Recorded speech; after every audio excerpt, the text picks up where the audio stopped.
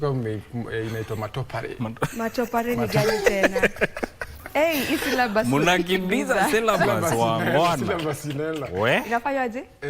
Like you nimesahau kepi. Nilikuwa kuja na kepi lakini so unaweka kepi kwa kitu ndio unaidazisha na mrembo. So utanionyesha masaa yetu ya muziki. Ile masaa yake so. Welcome guys if you're watching everywhere you're watching us from. Today kama kawaida I have new music lined up for you. I'll just go through some few of them. Equalization kona new song, or you all know Equalization kona new song inaitwa Cheka Guavara. Very beautiful song. Masauti akona new song, Diana Coles and Femi One akona new song. Those I have a very list of new songs that are coming up, so I'll be playing them, sampling them throughout the show. I'll see you. Right. Okay, Mike Megwe is also here with us. Good morning, Mike. Good morning, Vivian and How are you? Oh, and Marie too. We're all here. Yeah. Arise and shine. This is Entertainment Thursday. Thank you for tuning in to KBC Channel 1. My name is Mike Megwe. Before we get into the matopare thing and dancing, because this syllabus inakimbia sana.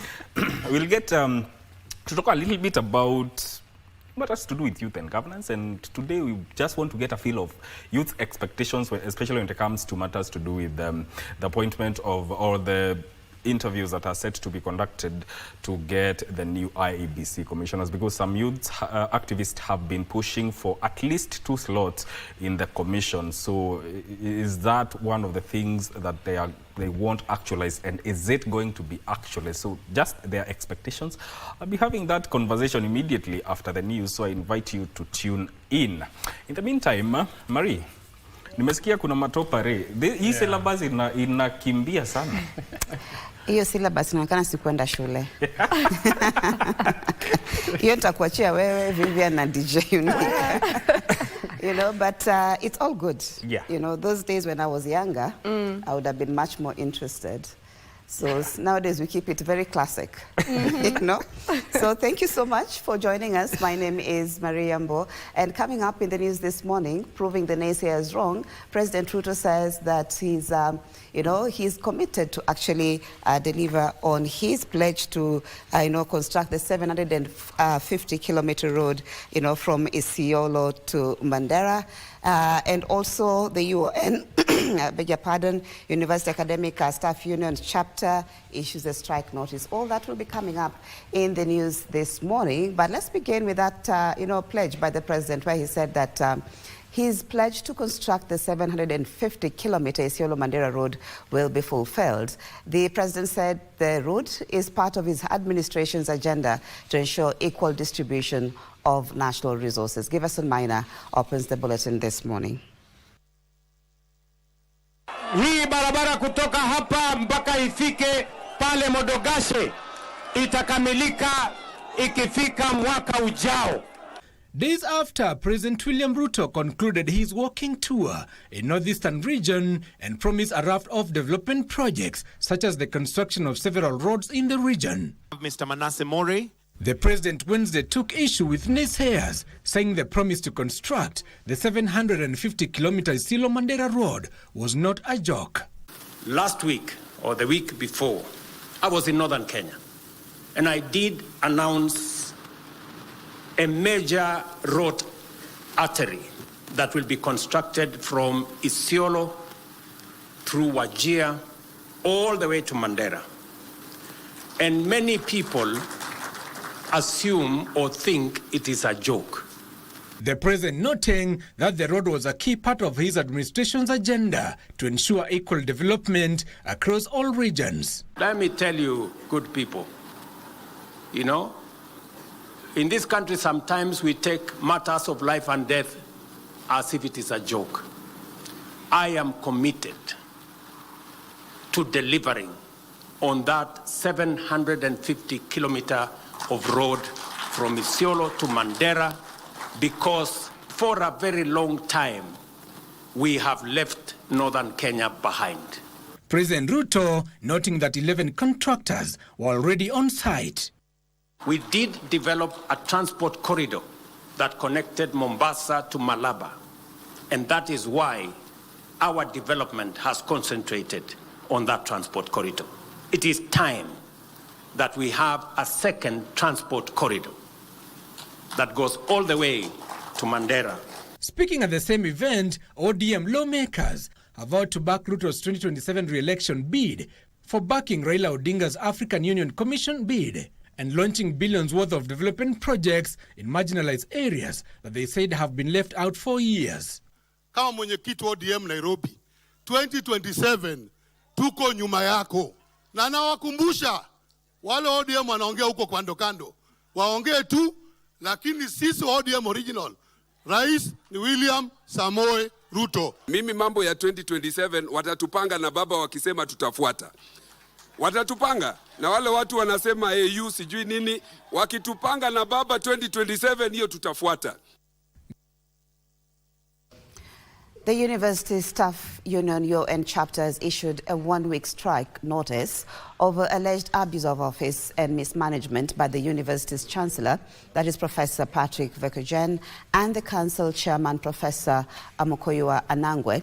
While calling for the removal from office of the council chairman, UASU, led by UN chapter chair, that is Dr. Richard Bosire, called for the revocation of the 24-month transformational strategy, which they say intends to pave way for the sale of university assets, which could see the collapse of the university. Nancy Okware reports.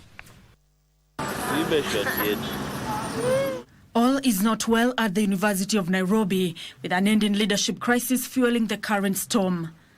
University Academic Staff Union UON chapter have accused the University Chancellor Patrick Vercogen and the Council Chairman Professor Amukoyiwa Anangwe of conspiring to mismanage the university. The university also has reneged on the total implementation of the CBA, National CBA 2021-2025. The reason we do not understand. We have talked to them, we have written to them, there is no response. But what you get is that the council is thinking about it.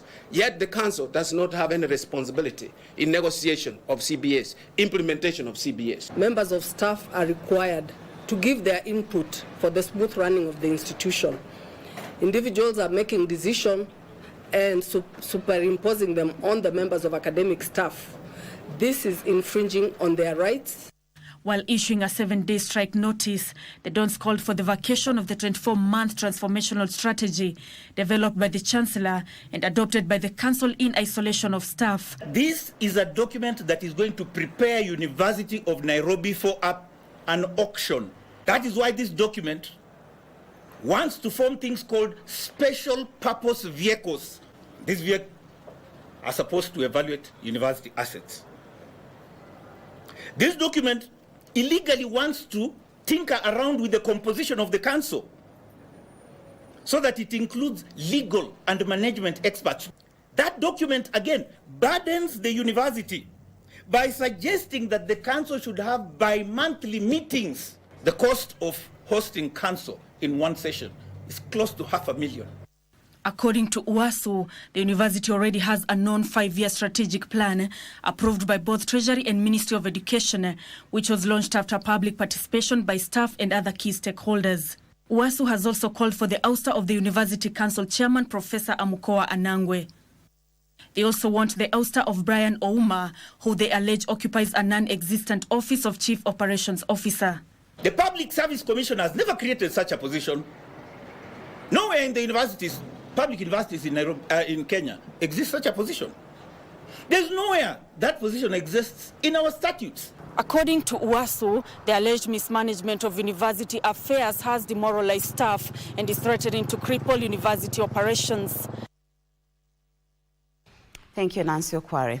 Now, the National Assembly and Kenya Kwanza leaders in Parliament have filed twin appeals at the Court of Appeal challenging the High Court's judgment that quashed Speaker Moses Wetangula's 2022 decision to designate Kenya Kwanza as the majority party. In the appeals, the National Assembly lawyers, together with members of Parliament Kimani Ichung'wah, Owen Baya, Silvana Sosoro, and Naomi Jilo Wako, want the court to suspend execution of the judgment pending hearing and determination of the case. The application will be had on Wednesday, the 26th February 2025, by a 3-judge bench that will be constituted by the President of the Court of Appeal. Members of the National Assembly now want the Equalization Fund management streamlined and the expiration term of the fund extended past 2030. The systems, and you understand, created some sort of jurisdictional conflict between the members of parliament and the governors. So the period, the 20-year period, is coming to an end, and yet there is nothing to demonstrate. There is nothing to demonstrate on the ground. I represent one of the constituencies that ought to have benefited from this. There is nothing to demonstrate. According to MPs, corruption within county administrations has significantly impeded the effective utilization of the Equalization Fund.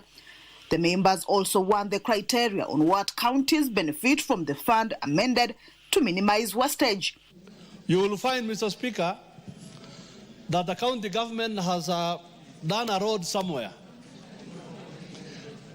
and they will allocate a similar amount of money on the same road. Manake kama hiyo pesa iliyotumika kwetu ingekuwa imetumika vizuri zaidi, tungekuwa tuko mbele, na sasa tunatumia hii nyingine kusonga mbele zaidi. Kwa mfano watu wa Mangai waliwekewa pesa, wako Boni Forest waliwekewa milioni 45 ya maji, ambao huo mradi ingekuwa umeinua hiyo area. Paka sasa kutoka uhuru upatikane hiyo area hakuna hata mradi mmoja wa serikali. The Equalization Fund Administration Bill 2023 proposes that the fund remains in force for a further non-renewable term of 10 years from the date upon which the fund would have lapsed in 2030.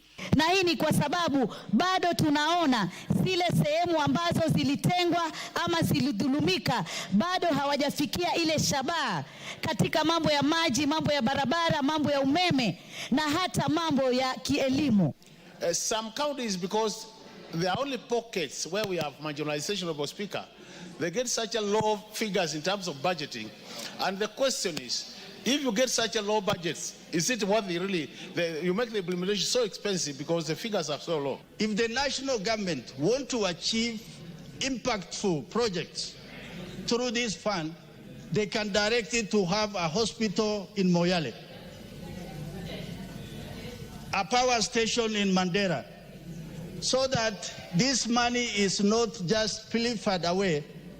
But this Equalization Fund, Honorable Speaker, it should be looked into critically by the beneficiaries so that, Honorable Speaker, we are able to set and prioritize one or two major projects that we see, Honorable Speaker, that if we were to allocate money for this project this time around, then we would not have to talk about this problem again in the next coming few days. Beneficiaries of the fund are Turkana, Lamu, Mandera, Wajir, Marsabit, Samburu, West Pokot, Tana River, Narok, Kwale, Garissa, Kilifi, Taita Taveta, and Isiolo. Meanwhile, senators have taken a swipe at individuals and leaders who rejoiced after Kenyan AUC candidate failed to capture the seat. It broke my heart, for example, Mr. Speaker, to see certain people celebrating, including leaders. I must add that, unfortunately, some of them sit in this house, Mr. Speaker, posting messages and saying, oh, I'm glad so-and-so lost. Really? In the 21st century? That was a new law for me, Mr. Speaker. Prime Minister Raila Odinga, you don't have to agree with him politically, but he has earned his space. He has made his mark. Indeed unfortunate that some few people, for their own selfish reason, chose to celebrate the failure of one Raila Amolo Odinga because they believe that their political future lies in Baba joining hands with them. I want to tell them, oh, unto them, Mr. Speaker.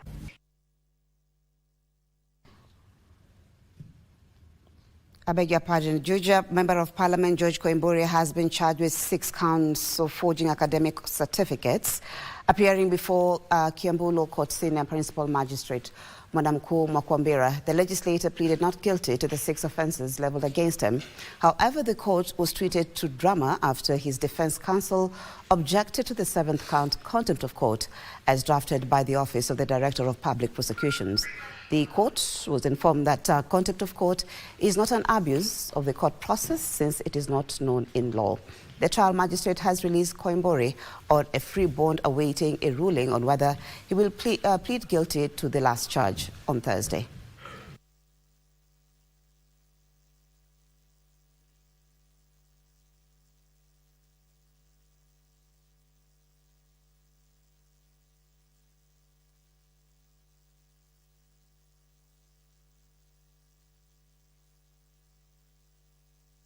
Between September 2011 and April 2012, at an unknown time and place within the Republic of Kenya with the intent to deceive, forged Jomo Kenyatta University of Agriculture and Technology certificate of participation in the East Africa Universities Accession Project serial number JKU/Kenneth/E1/2011 to 2012/C6, purporting it to be a genuine and duly signed certificate issued by the Jomo Kenyatta University of Agriculture and Technology. True or not true?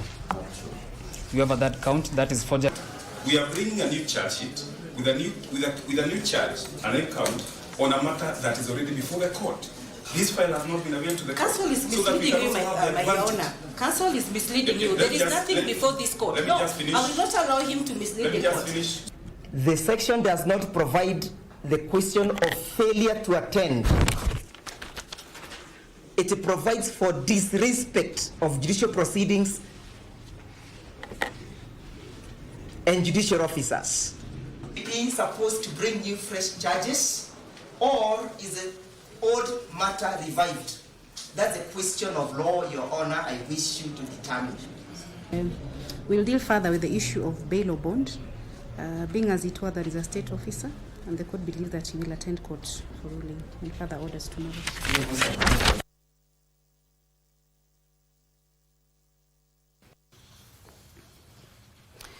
The Kenya National Cohesion and Integration Commission, in conjunction with the Kenya Broadcasting Corporation, are set to host a series of town halls across the 47 counties aimed at promoting peaceful coexistence among Kenyans. Speaking during a signing ceremony of a memorandum of understanding, the Commission's Chief Executive Officer, that is Harrison Kariuki, underscored KBC's vital role in its quest to reach as many Kenyans as possible through its transgenerational conversation. Meanwhile, Kenya Broadcasting Corporation Managing Director Agnes Kaleche reaffirmed the corporation's commitment to fostering national unity and social cohesion.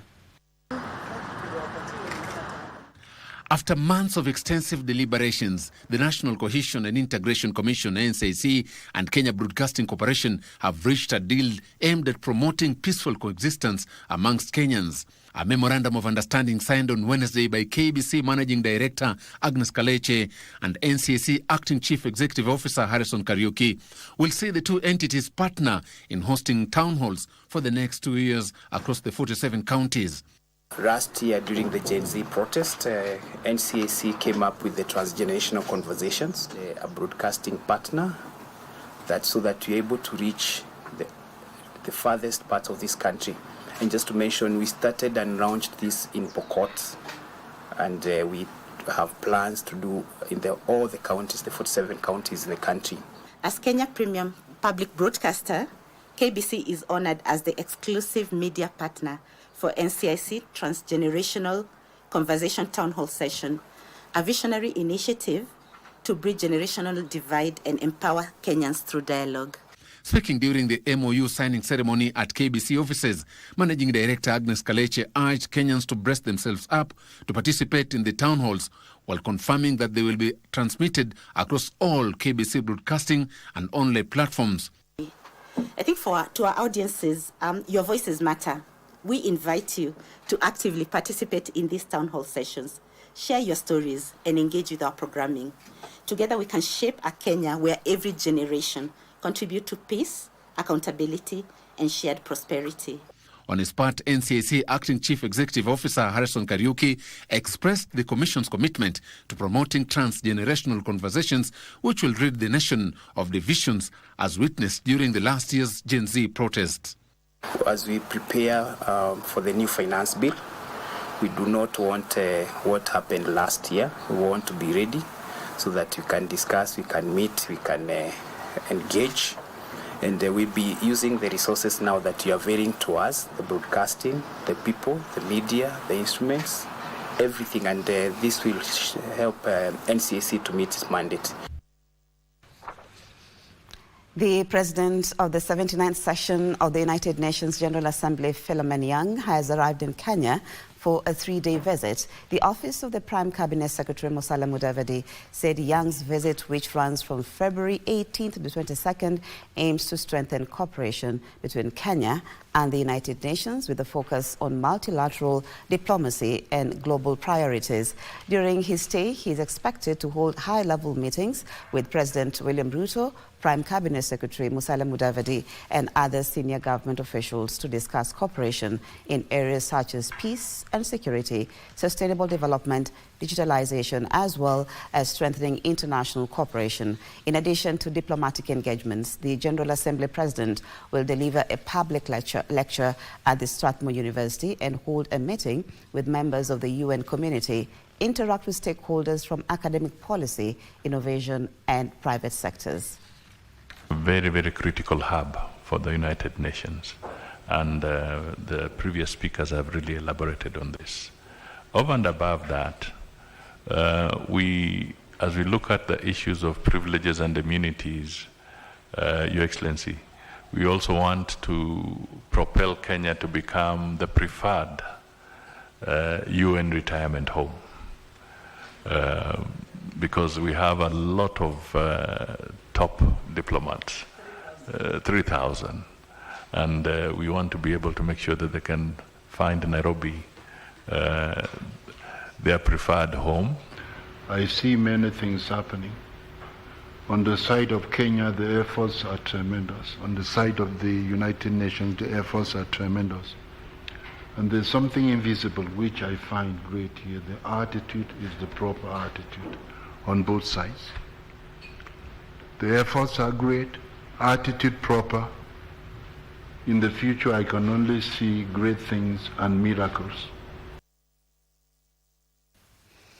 A look at business, where electricity access is set to be enhanced in 14 arid and semi-arid counties following the signing of a 10 billion shillings deal between Kenya Power, Rural Electrification and Renewable Energy Corporation and the World Bank to finance renewable energy projects. The agreement, which is part of the Kenya Off-Grid Solar Access Project, will involve construction of 113 mini solar grids over the next 12 months. A mini solar grid is a small-scale electricity network that harnesses solar energy to power households and businesses.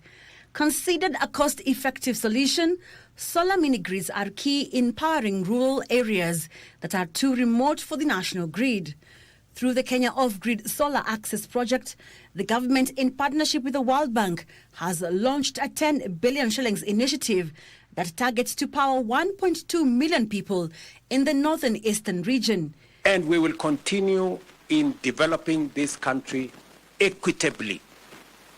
Every part of Kenya is as important as the other part of Kenya. We are setting on a journey to light up a huge landmass of the Republic of Kenya. 72% of the land size of Kenya, through the inking of the pen today, is going to see remarkable progress. Electricity has become an essential part of our lives.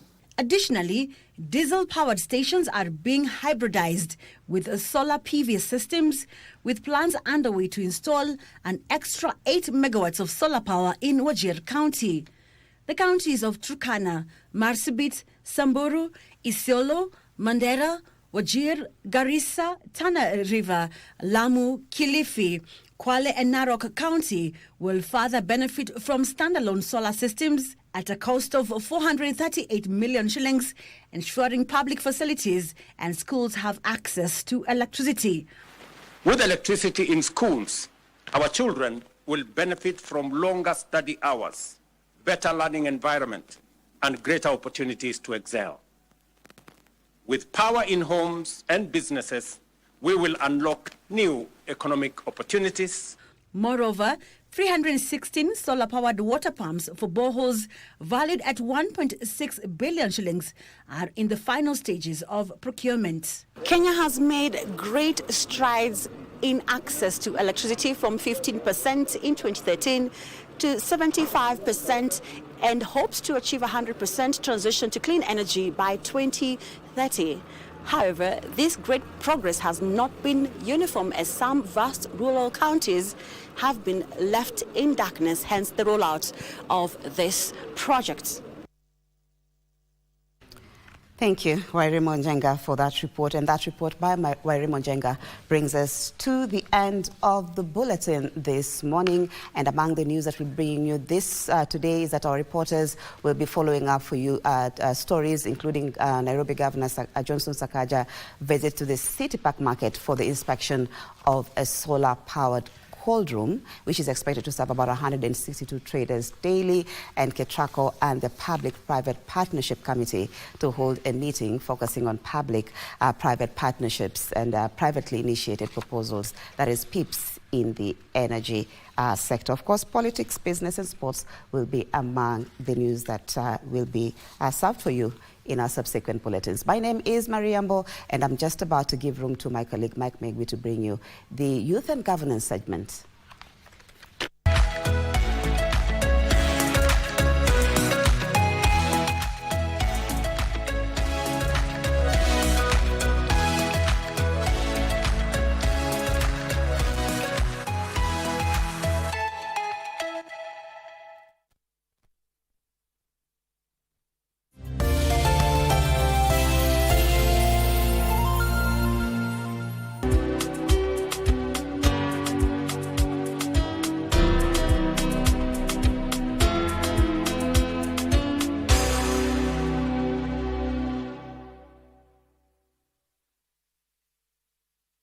From the bliss of new beginnings to the trials of commitment, this is a celebration of resilience, passion, and the power of togetherness.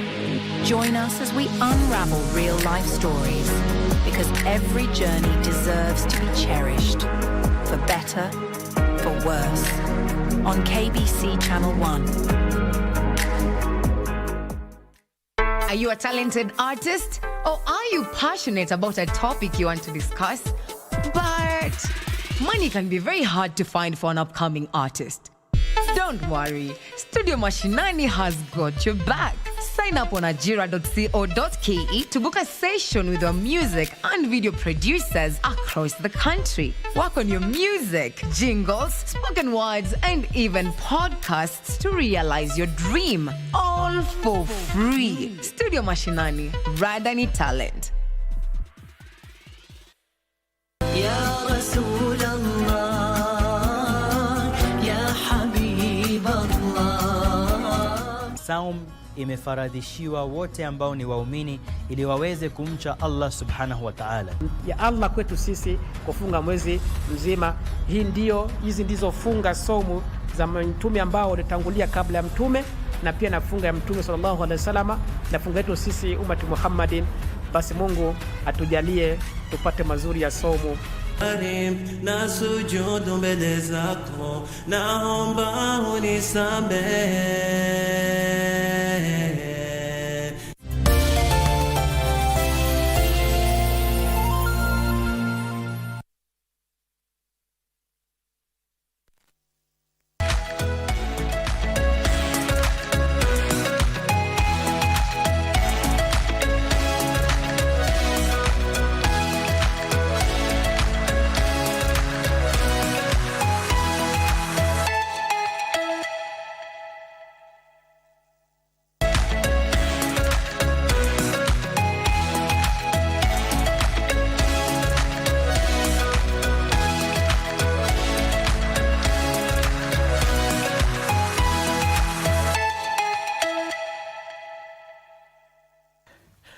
Karibu sana. My name is Mike Megwi. This is Entertainment Thursday, but before we get to the entertainment part, because I heard the DJ say there's a new dancing move called Matopare, which is still confusing me up until now. Let's get into something a little bit different, very important. And it's matters to do with youth and governors. And this time round, it's the expectations that they have when it comes to the formation of the commission, that is the IEBC commission. The application process was closed, and now the verification process is underway. And interviews should start by mid-March. And according to the 9-member committee chair, that is Dr. Nelson Makanda, by around April 25, we should have a list of qualified candidates submitted to the president for nomination. So to get just a feel of expectations of what the youth expect, in studio I'm joined by Osapiri Evans, who is aspiring National Youth Council and also youth leader in UDA. Welcome to the program. Thank you so much. Unaendeleaje? Niko salama. And also there is Fred Mokua, who is a youth leader. Karibu sana to the program. Asante sana. How are you doing this morning? I'm doing fine. As a youth leader, actually I'm intrigued. Nini inakufanya you get into matters to do with youth leadership? Basically, in the space of the youth, and we are majority, we form about 70% of the population. And this is where I need to grow with youth, and so that we build a great future. Yeah. And Evans, Yes. what about you? Because I also see you are a youth leader in UDA. What drives you? Ni nini na kupeanga hiyo motisha ya kufanya kukuwa involved na leadership ya youthman?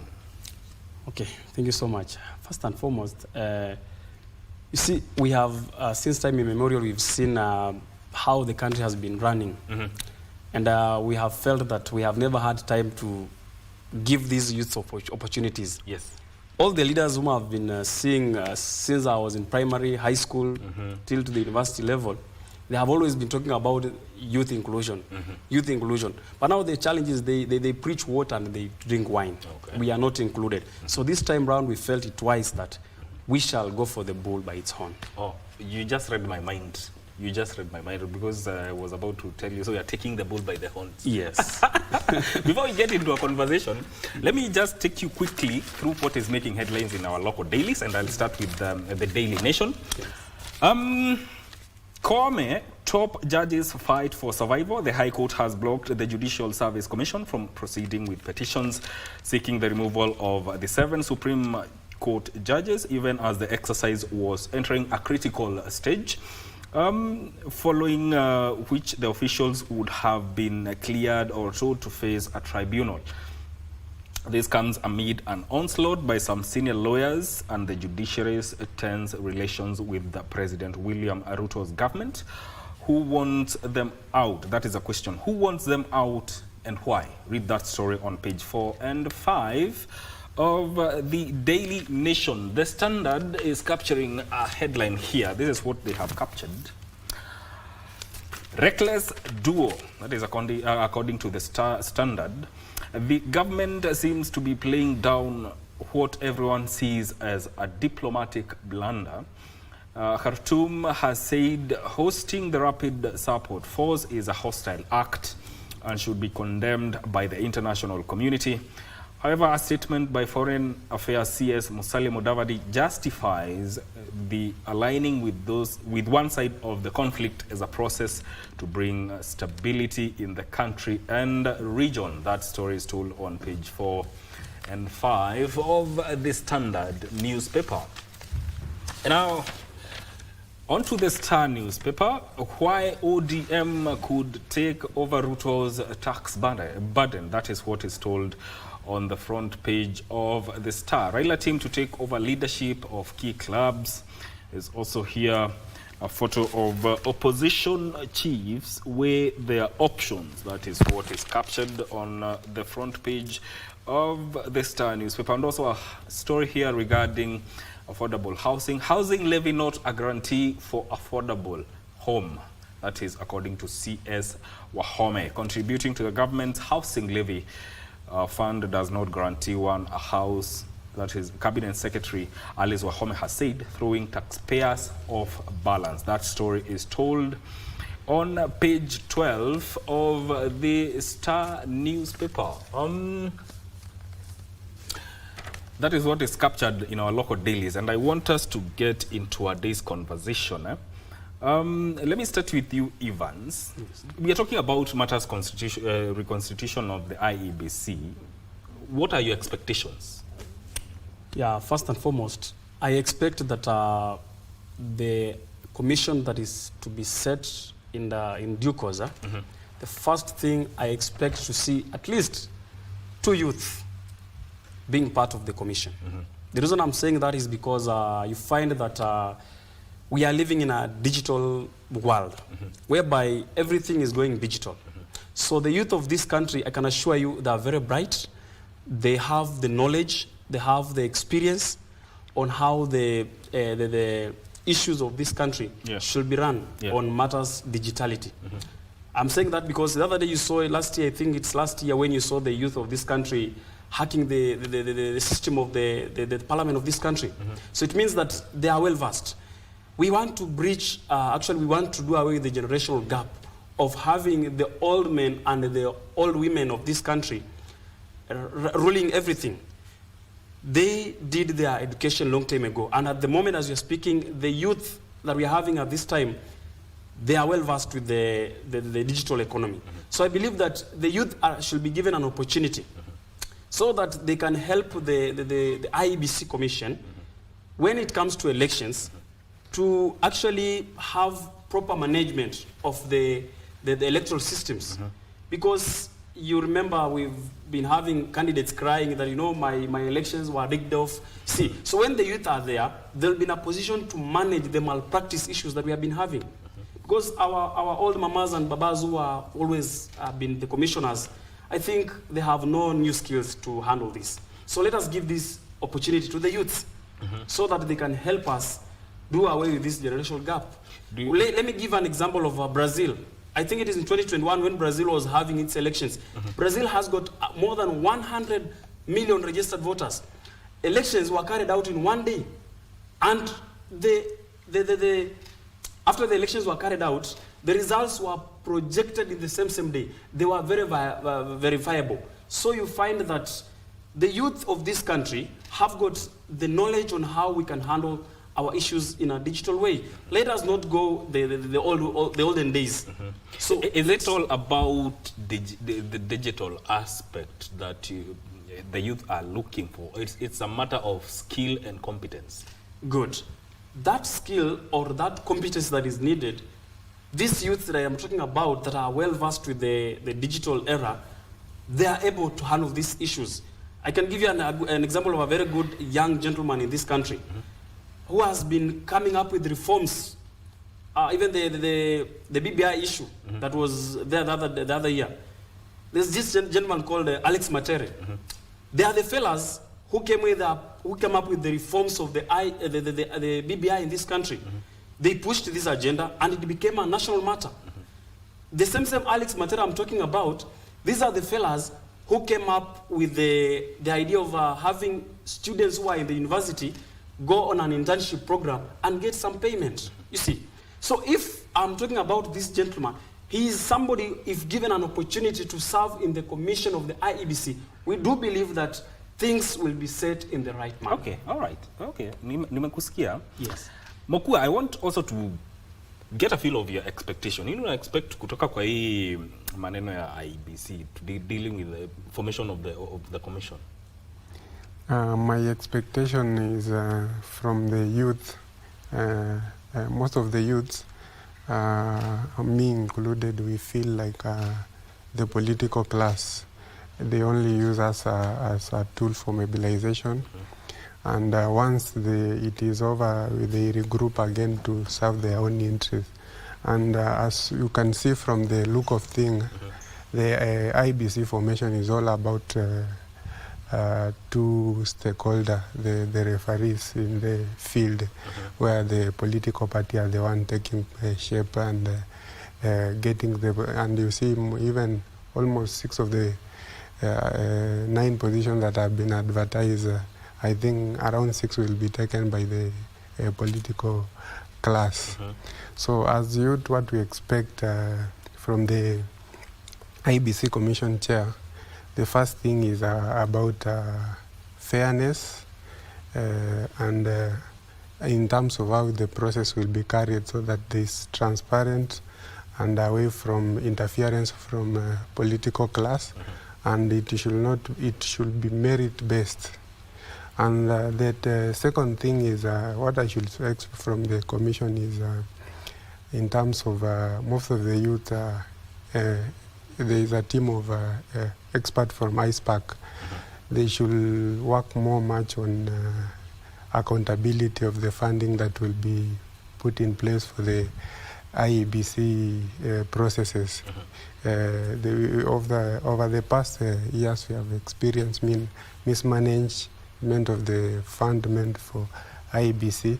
So there should be that accountability on how the money will be used. The third thing is about youth representation and participation in those processes in terms of, we have major role, as my friends mentioned, one of them, most of the youth are good in terms of IT and also taking in monitoring these election processes, and also in terms of communication role. Most of the youth are good in that. They can take part in that roles. And in terms of, we also need to see from the Commission about what we call awareness, public awareness to the youth in terms of the role of youth in the election, in terms of democracy, their rights, voting rights, and all the processes that are involved in the elections. You find most of the youth are not aware about this, and there should be more concentration on that. So there should be a chance for civic education. Yeah, but I've seen massive civic it happening in social media a little bit. Do you think it's making an impact, the right impact that you expect? That is one of the best platforms where you can reach youth. And this is a new era where digital activism is taking shape. So in terms of social media awareness, and my friends also say we can shift to online registration and biometric voter verification, where you see most of us you find when they are doing registration, we are at school. Then once we close, when we are going to the villages to vote. So they should design a system where we do registration online. Biometric verification is also done online, so that it can ease the processes and make it accessible for all youths. You think that is one of the changes that the youth should bring to the Commission? Yeah. All right. Even as you add on to that, do you think, now that kuna hii expectations that lazima youth wakue kwa hizi commissions, do you think they will bring about the change that you expect? Yes. One, maybe I add on what first I begin by adding on what my brother has said. The constitution of this country, maybe on article, I think article 10, talks of national values, right? Yeah. Article 55 is bringing us the idea of the youth rights. It is a constitutional demand that the youth should be part and parcel. We should be included in this. Let them not just be preaching water and they take wine. Because as we are talking, in 2027, majority of the voters will be this youth. So we are a major, actually we are we are a huge percentage come 2027 when we go to the ballot. So how do you feel, Mike, if we are on ballot and my team is not represented on the table, when I am carrying the majority of the votes of this country? So I think the youths being in the commission will help us reduce the issues of the hacking of the systems. It will help us reduce the issues of malpractice. Because you find that in the past, people want to go the olden ways on how to carry out elections. I have given an example of Brazil. Kenya, we are not into that. We are not so much into digital eras. Why can't we allow these youths that have experience be brought on table, given an opportunity to handle this matter? Because I believe they will help us curb so much malpractice in these elections. Aspirants have been crying, but now we have told them we have a solution for you. The solution is bringing in people with a lot of knowledge, people with skills, and also having the youth on this commission will help us boost the morale of the youth of this country. Because they believe that now, those who've been stealing elections, for instance, in 2027, I believe that those youths who are ready to vie for the presidency. So somebody who is a youth and wants to vie for presidency in this country, we only feel comfortable when he sees his fellow youths in the commission because he believes that they are going to guard his vote.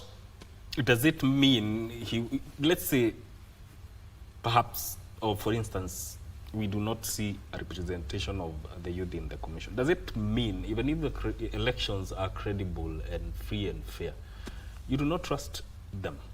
Let me tell you. One, let us go back to the olden days. This is the same way these people have been handling elections. If I can give you an example, my brother Mike. In this country, I don't know, maybe you could be aware, I don't know personally, those gadgets that are used to carry out the elections in this country, who does the procurement of those gadgets? Because personally, I've never heard that we have given it to so-and-so. It only arises that company so-and-so, company X was given the orders of purchasing the election gadgets after we've had rumors that there is somebody who wants to rig this election. And it happens some months to the election. That is when people come out revealing that, you know what, company so-and-so is aligned to some senior politician in this country. Company so-and-so is somebody's cousin handling these elections. You see, so I do believe that if we have the youth on this kind of commission that is to be set up in the due course, I believe we are going to do away with these things. And when we have the youths, because as youths we speak one language, we are going to force those who are supposed to procure these gadgets to do them or to do this process in a very, very transparent manner. So transparency is all we want in this country. Okay. Do you think inclusion of the youth will bring the transparency that Evans is talking about? You know, when you want to bring reform, you should not be even in the kitchen. You should be out in the market doing the shopping, coming to the kitchen, prepare, and then serve. So as youth, we want to take part in the whole processes right from the beginning, so that when there is a niche or a problem somewhere, we will be able to trace where the rain start beating us, and we can be able to correct. But if you leave it to the older or the political elite, we will not be knowing what is happening, and we will be left in the dark. Yeah. Do you think the youth of this country speak in one voice? Yeah, we speak in one voice. Apart from a few are playing the politic of my person or psychophancy, but a majority of the people, not even the youths, they are already tired and they want change. Yeah, it is not change about all in terms of governance or in terms of politics? Politics and governance, and how the country should be run in the coming days in the future. What do you think youth will bring that is very, very different from the way governance or the kind of governance that we have experienced over the years up to now? It has been taking almost 2 decades since we had the liberation that was led by Right Honorable Raila Odinga. And this is the right time to bring a new revolution of new generation of leadership. And you see, these are the same people trying to shift same monkey in the different forest. So you want to join the political space. And if you can see from the 2022 election, most of the youth absconded the election because they had felt they are not taking part in the processes, and they had already given up on everything. So these choices that we made in 2022 and in the previous election is always costing us, and we feel neglected out. Now we have learned from the hardest way, and we are going to take part actively in these processes, and we'll ensure we do mass registration. And among the youth who never voted, like the 8 million who never voted, I'm very sure this time round they'll take part in all the electoral processes right from the voting day, and we want to go home. We'll stay in the station, we make sure the votes are counted, and the whole process is credible. Yeah.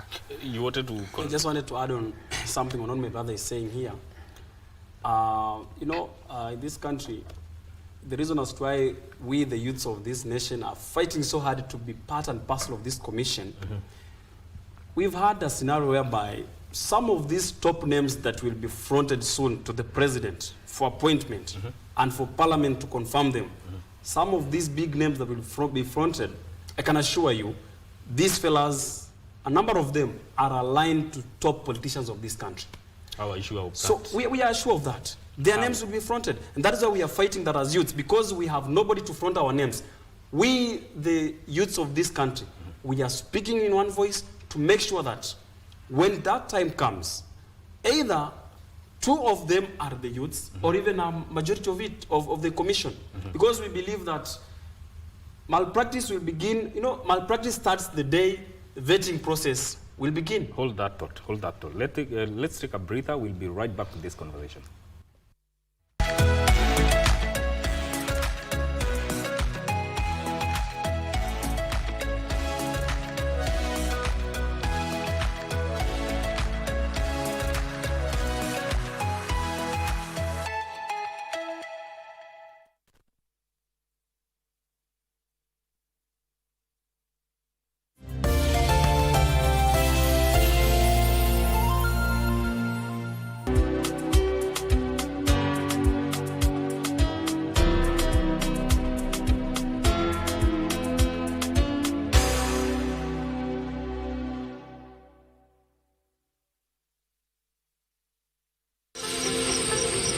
Juma hili kwenye mkulima tutamfuga mbuzi wa maziwa.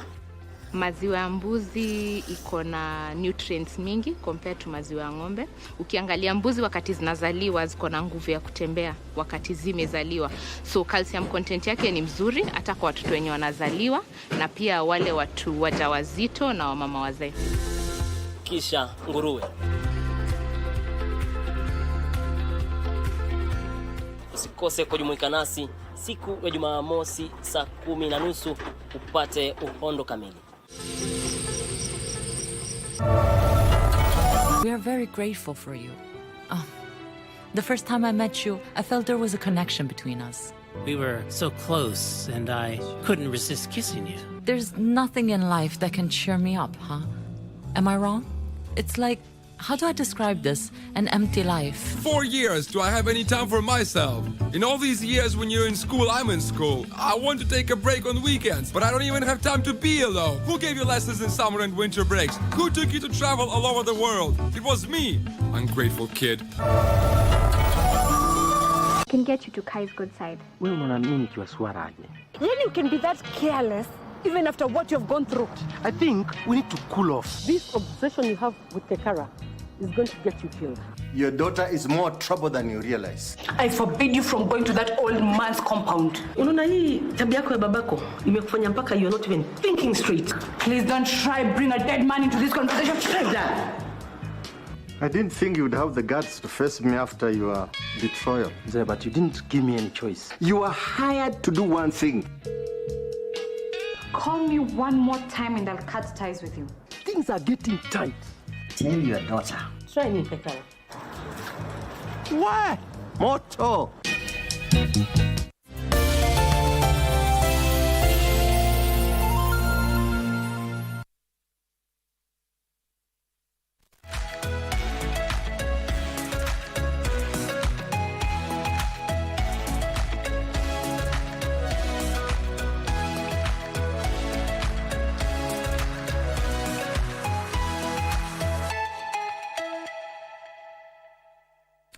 You're still watching Good Morning Kenya. This is Entertainment Thursday, and we are talking matters to do with the expectations of the youth with regard to the formation of the IEBC Commission. And gentlemen, there is something between 2016 and 2017, 2022.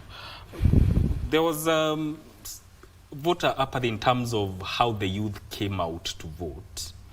Some of them had registered but did not come to vote. Some of them were not registered. And actually, between that time, the IEBC was targeting to register around 6 million youth, but they only managed a paltry 12%, meaning there was a bigger number that did not come out to vote. So let me start with you. what do you think, if the youth are now included in this commission, how do you see, how should the approach be so that they can encourage more youth to register and come out to vote when the right time comes? You know what caused the problem with low turnout of the youth in terms of registration and participation in this electoral process? Most of the youth had given hope in terms of these processes, in terms of credibility, and how it will be carried. And most of the politicians, the way they were campaigning, you could see they didn't even matter about the youths. And most of the youth felt left out in the processes, which led to lack of interest in participation. But after the 2022 election, there have been so many effects that has this lack of interest in participation of this electoral process, and youths have witnessed it real in the hardest way. Yeah. And now through this you see from online activism, you see now the youths are now on toast, and most of us are regretting of our consequences. And in terms of the IEBC formation, now if it will be a plus for the youth if they have their own in the commission, so that when the matter concerning youth will be tabled, at least we'll be having someone to represent us in the commission. And from that, we'll be have something like a confidence that if we have a representation, means there will be some, most of our policies, participation, and our voices will be heard in the commission. And if we left this thing to be taken by the old political elites, even if we decide to vie for this position, we'll not be sure if it is credible and fair if we don't have a youth in that commission. And I'm very sure, and me being one of these youths, in 2027, I'm very sure in terms of the MPs and MCA, we'll have a large number of representation of youths, and most of the youth will turn up to vote. Okay. Yeah. What do you see? What do you see? Will that change? Will that encourage more youth to register and come out to vote? One, I think we should not even go far. Once this commission is constituted, once the president appoints this commission, we have pending by-elections, that of Ugenya, where Opiyo Wandayi was given the ministry. We have, I think there's an election that should be taking place in Malindi. There's an MCA who was stabbed to death in Kakamega County. So I think we shall use this as a litmus paper. Let it get constituted and have at least 2 youths into this commission. Then we give it a litmus paper. You see how we are going to do wonders. Those youths who register, and even nowadays, I think even our parents have started giving us trust. They are believing in us. That now, you know, if my mother never went to school, my father never went to school, and I have managed to be at the university, I think they'll all believe that what my son or what my daughter is telling me could be right. So we shall tell our parents that, you know what, the reason as to why you see I struggled at the university, it's because of this funding model that was implemented, which never gave me an opportunity to receive the funding for me to finish this university on time. The same issue will help this when the youths are in the commission. Will give us a motivation whereby majority of the youths are going to vie for these seats. So, if we shall see a well-constituted commission of IEBC, I want to assure you, majority of the youths of this country are going to go for these topmost seats, the Senate seats, the gubernatorial seats, and even the presidency. We have seen those who, my brother Morara Kebaso has been giving some headlines that he wants to contest for that seat. I think he will get motivated at the time he will see that the commission has got the youth who can guard our vote. Because these youths being in this system, they'll help us control the electoral system with a lot of efficiency so that the elections are credible. So I do believe that once the commission is constituted, which I believe the youths are going to be included, failure to which I think we shall be on the streets, I can assure you. Another big issue, this country, when we have something called the National Youth Council of in this country. The last elections were held in 2012. So matters concerning the youth have always been neglected because there is no reforms, actually there is no system for the youth of this country to run their affairs. So I do believe, Mike, that if we are given an opportunity, and the president spoke in Mombasa last year saying that we need the National Youth Council to be constituted. I want to assure you, Chapter 4 of this Constitution has highlighted, actually under 2009 amendments in the Constitution, it talked about the reforms of the National Youth Council. Up to date, those who are heading the National Youth Council are just but interim, you see. So, and most of them are moribund of government employees. My sister Gloria, who is the CEO of the National Youth Council, we've seen abductions in this country, youths being killed, extrajudicial killings you saw, but she could not wake up or she could not stand firm and speak about the matter. Reason being, she is a government moribund. She is employed by this very government, so there is no way she can criticize this government. I think we should not mention names because she is not here to to at least offer a rebuttal to that, because we should refrain from that. But even as such, there's something that is intriguing me. Yes. We talk of representation and youth engagement, but should these spaces be given to the youth just because you are a youth?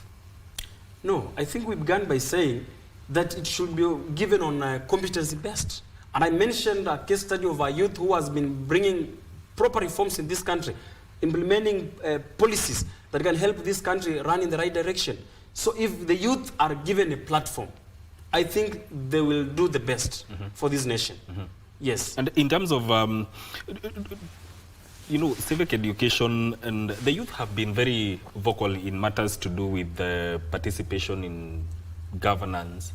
Tell me, how do you ensure that those voices make the right impact? Freddie?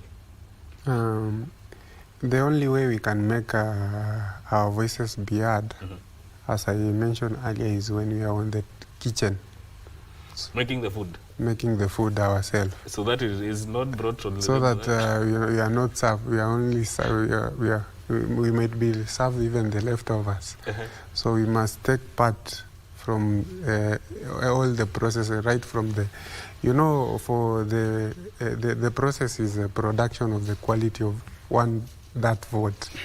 So if you don't take part in all the processes where the vote is being processed to the final day where it is casted and counted, you will not know where it was altered in the process.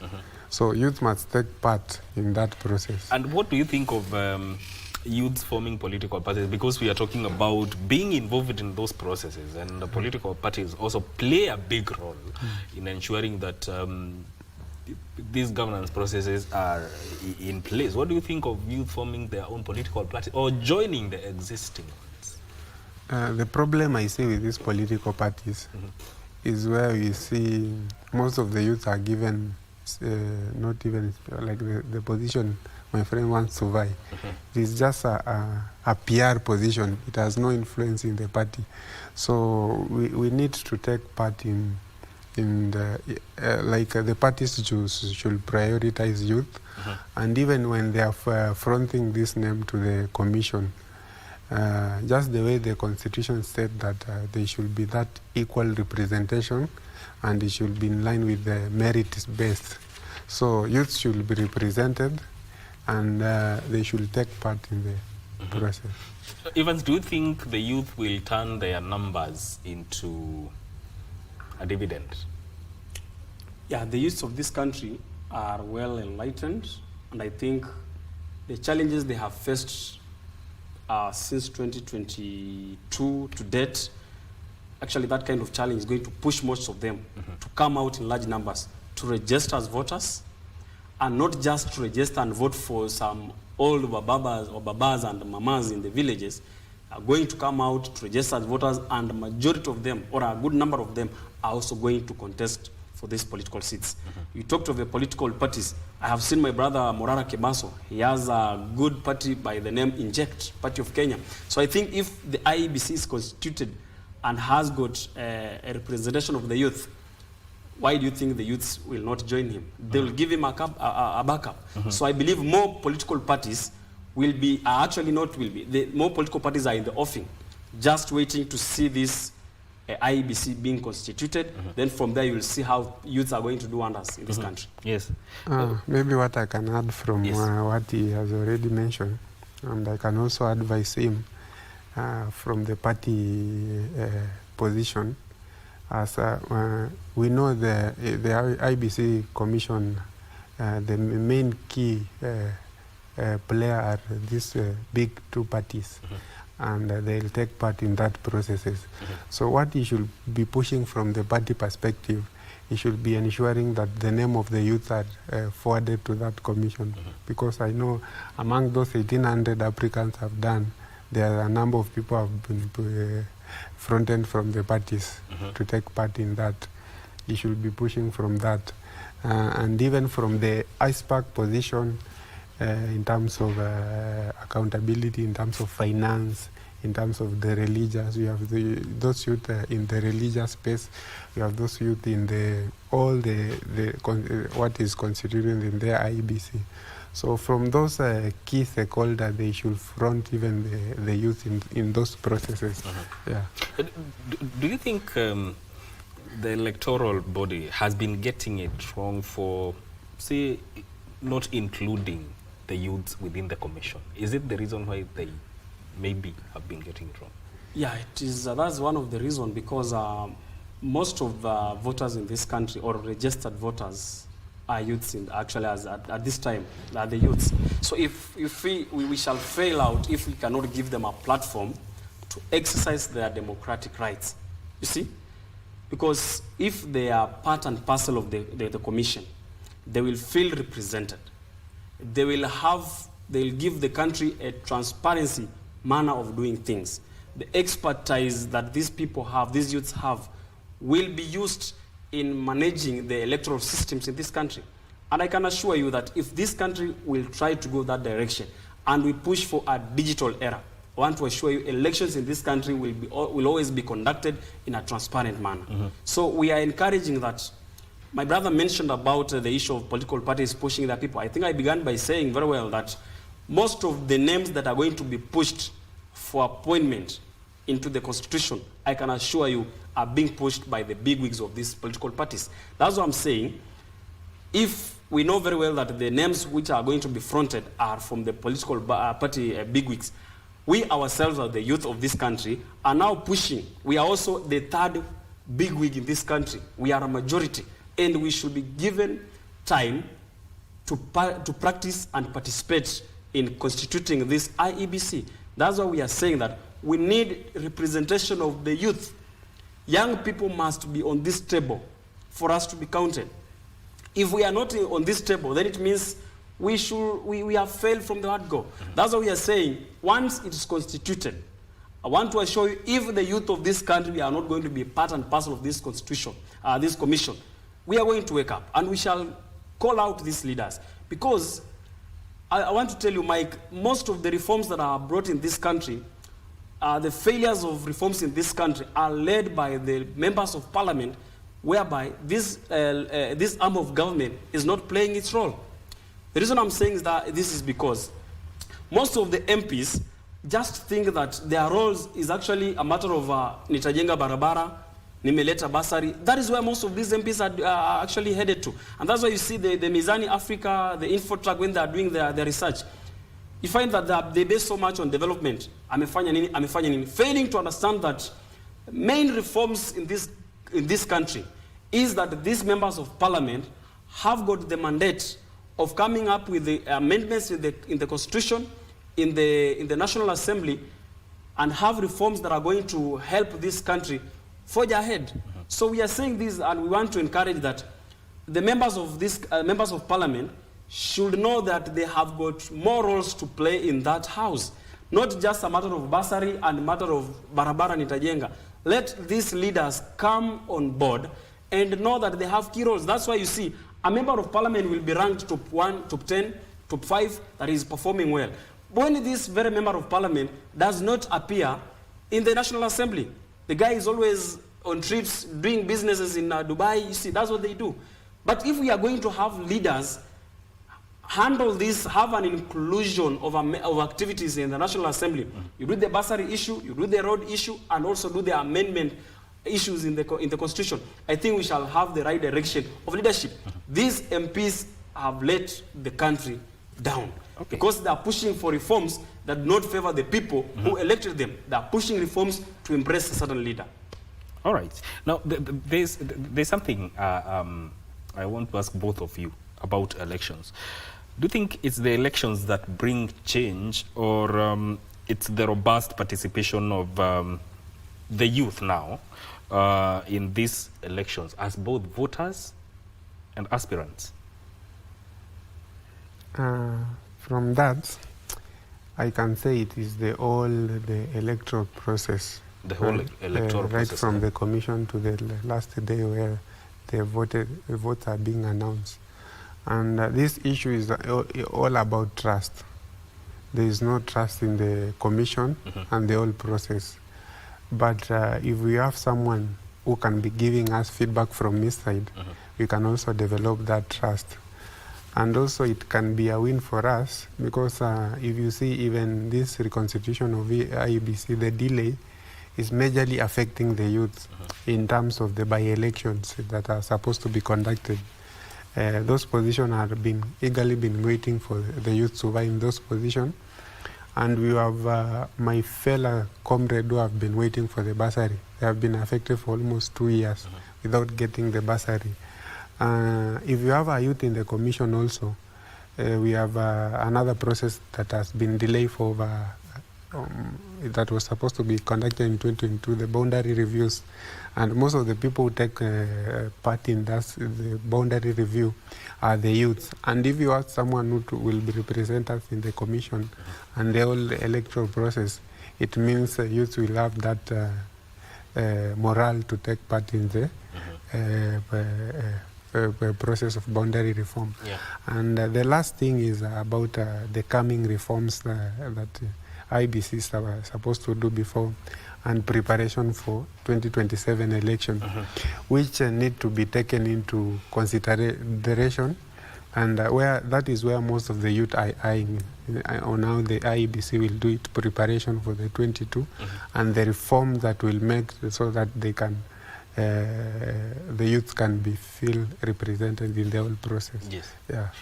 What about your sentiments on this? Is it that elections bring change, or just it's robust participation of people, the youth now, in the entire process, both as voters and aspirants? Elections bring change only if we have the right people in the tunnel, whereby if, the major problem we are having in this country on matters of elections is that the leaders who come to contest for these positions, some of them have no real issues affecting Mwananchi. You find that some of them sell to us some Ogwash manifestos, that when unlearned and enlightened person like you go sit down and look at somebody's manifestos, you may get to know even before the elections are undertaken that this person will not deliver. Because we should be working, I think we are going to advise our youth that from today henceforth, let somebody sell his manifesto, let us look at the manifesto, and apart from looking at this manifesto, let us go into the real situation whereby the budgetary allocation of this country, does this budget favor such kind of manifesto that this person is fronting to us? Because that is how these politicians have been actually getting away our minds. So somebody promises heaven and he does not deliver. If given an opportunity, he reaches in office, the budgetary allocation of this country does not give him room to allocate the funds to implement what he promised the people. And that is where failure has actually come from.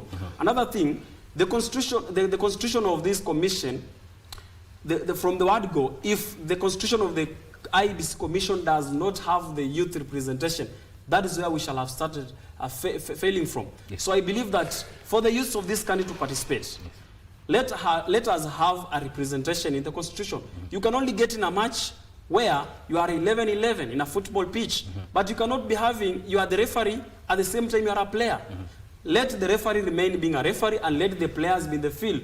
Let them tackle each other until at the end of the game. Then we see the winner. All right.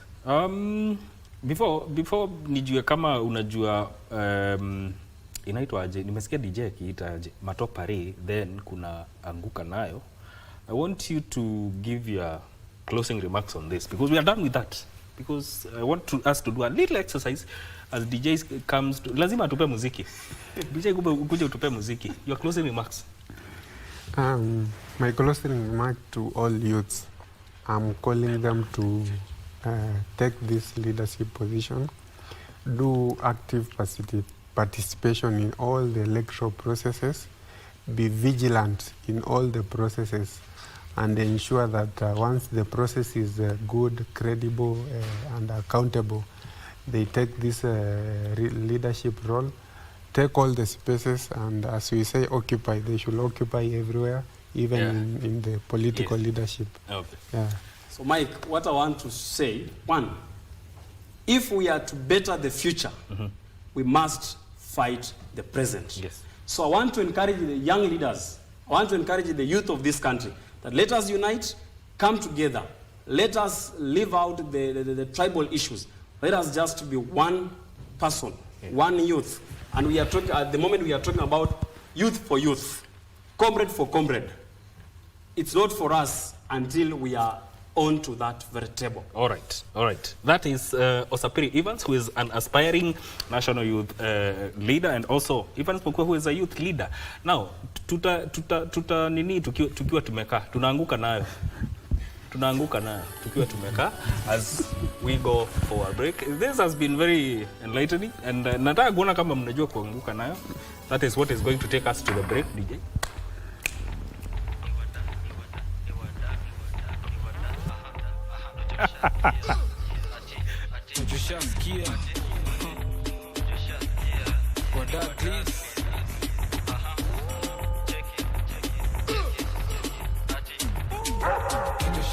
Kikingia ni kublast huko ngabado unachuklwa madam, so anguka nao itabaki umeflow na vibe.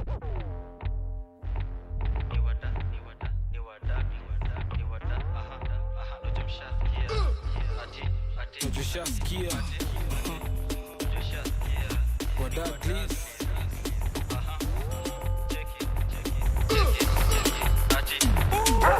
Tushaskia kikingia ni kublast huko ngabado unachuklwa madam, so anguka nao itabaki umeflow na vibe. Anguka nao koko single for now. Mdagi mdagris mteja patikani hadi late night saa 6 ndo taniwai. Nikupin location na nikofana na hii sukate call niko chomba ya G. Mimi najua utakuwa irizo riris.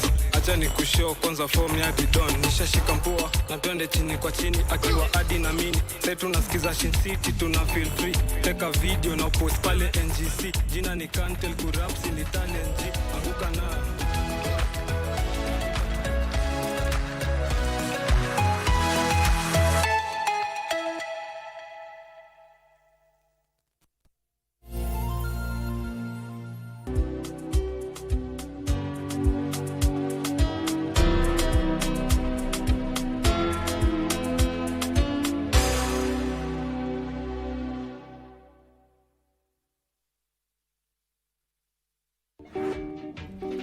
kuhusu na hii kesi ni ya mtu mlagai.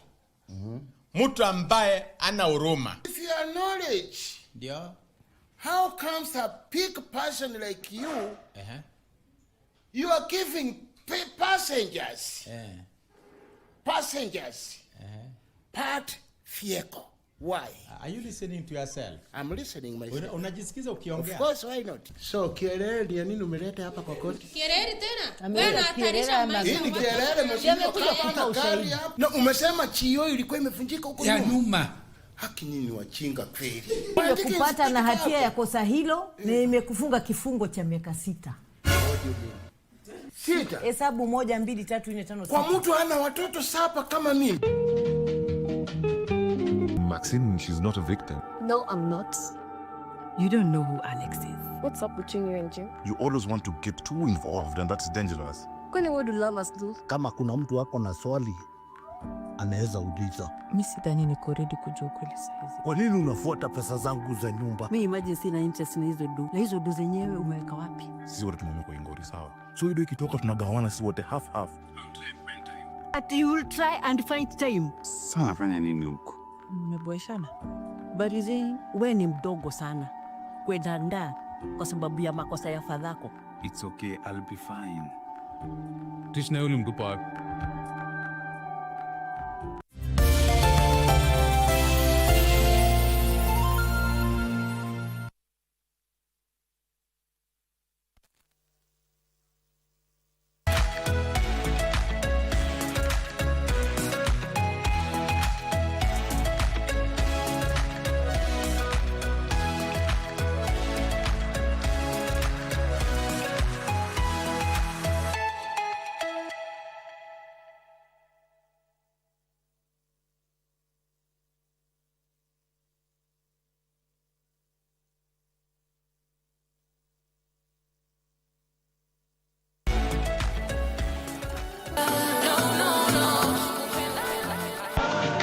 We are back. This is Entertainment Thursday right here on Good Morning Kenya, and we are officially getting into the entertainment segment. My DJ, as you can already tell, is well prepared to ensure that we are going to be having nothing but fun. This is entertainment, so how about we entertain you, and how about you also get to be entertained? Let us begin with what has been happening on the social media streets, what has been trending, what are people talking about, what have people been, you know, just speaking about on social media. Can we begin with this story? I want to begin with a story that I feel, I don't know what I feel about this story. So, former NACADA chairman, that is John Mutudho, recently was at an interview, and he said that as it is right now, more ladies are consuming more poisonous alcohol.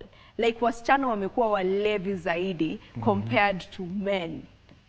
Unique, what is your take? What can you say about this? Ni ukweli. Yeah? You're right, ukweli. Usiseme tu tunafurahia.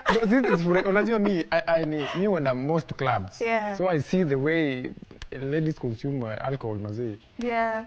In this generation mazee me hata na I wonder. Yeah. I wonder. You wonder. It's too much by the way. Na ni ukweli. Ile time utaingia club uangalie those guys who wanatumia like more alcohol. Mostly it's the ladies. So apparently research has shown that women so one of my directors anasema na ukumbuke wajanunua pesa yao. Wacha kukua hater by the way. We've got money. So yeah, apparently that's the case right now. Yeah. Like women are drinking more, and they're drinking the harder. You know, the more hard alcohol, like the spirits, the whatever. Yes. Yeah. Like I don't know. I was shocked.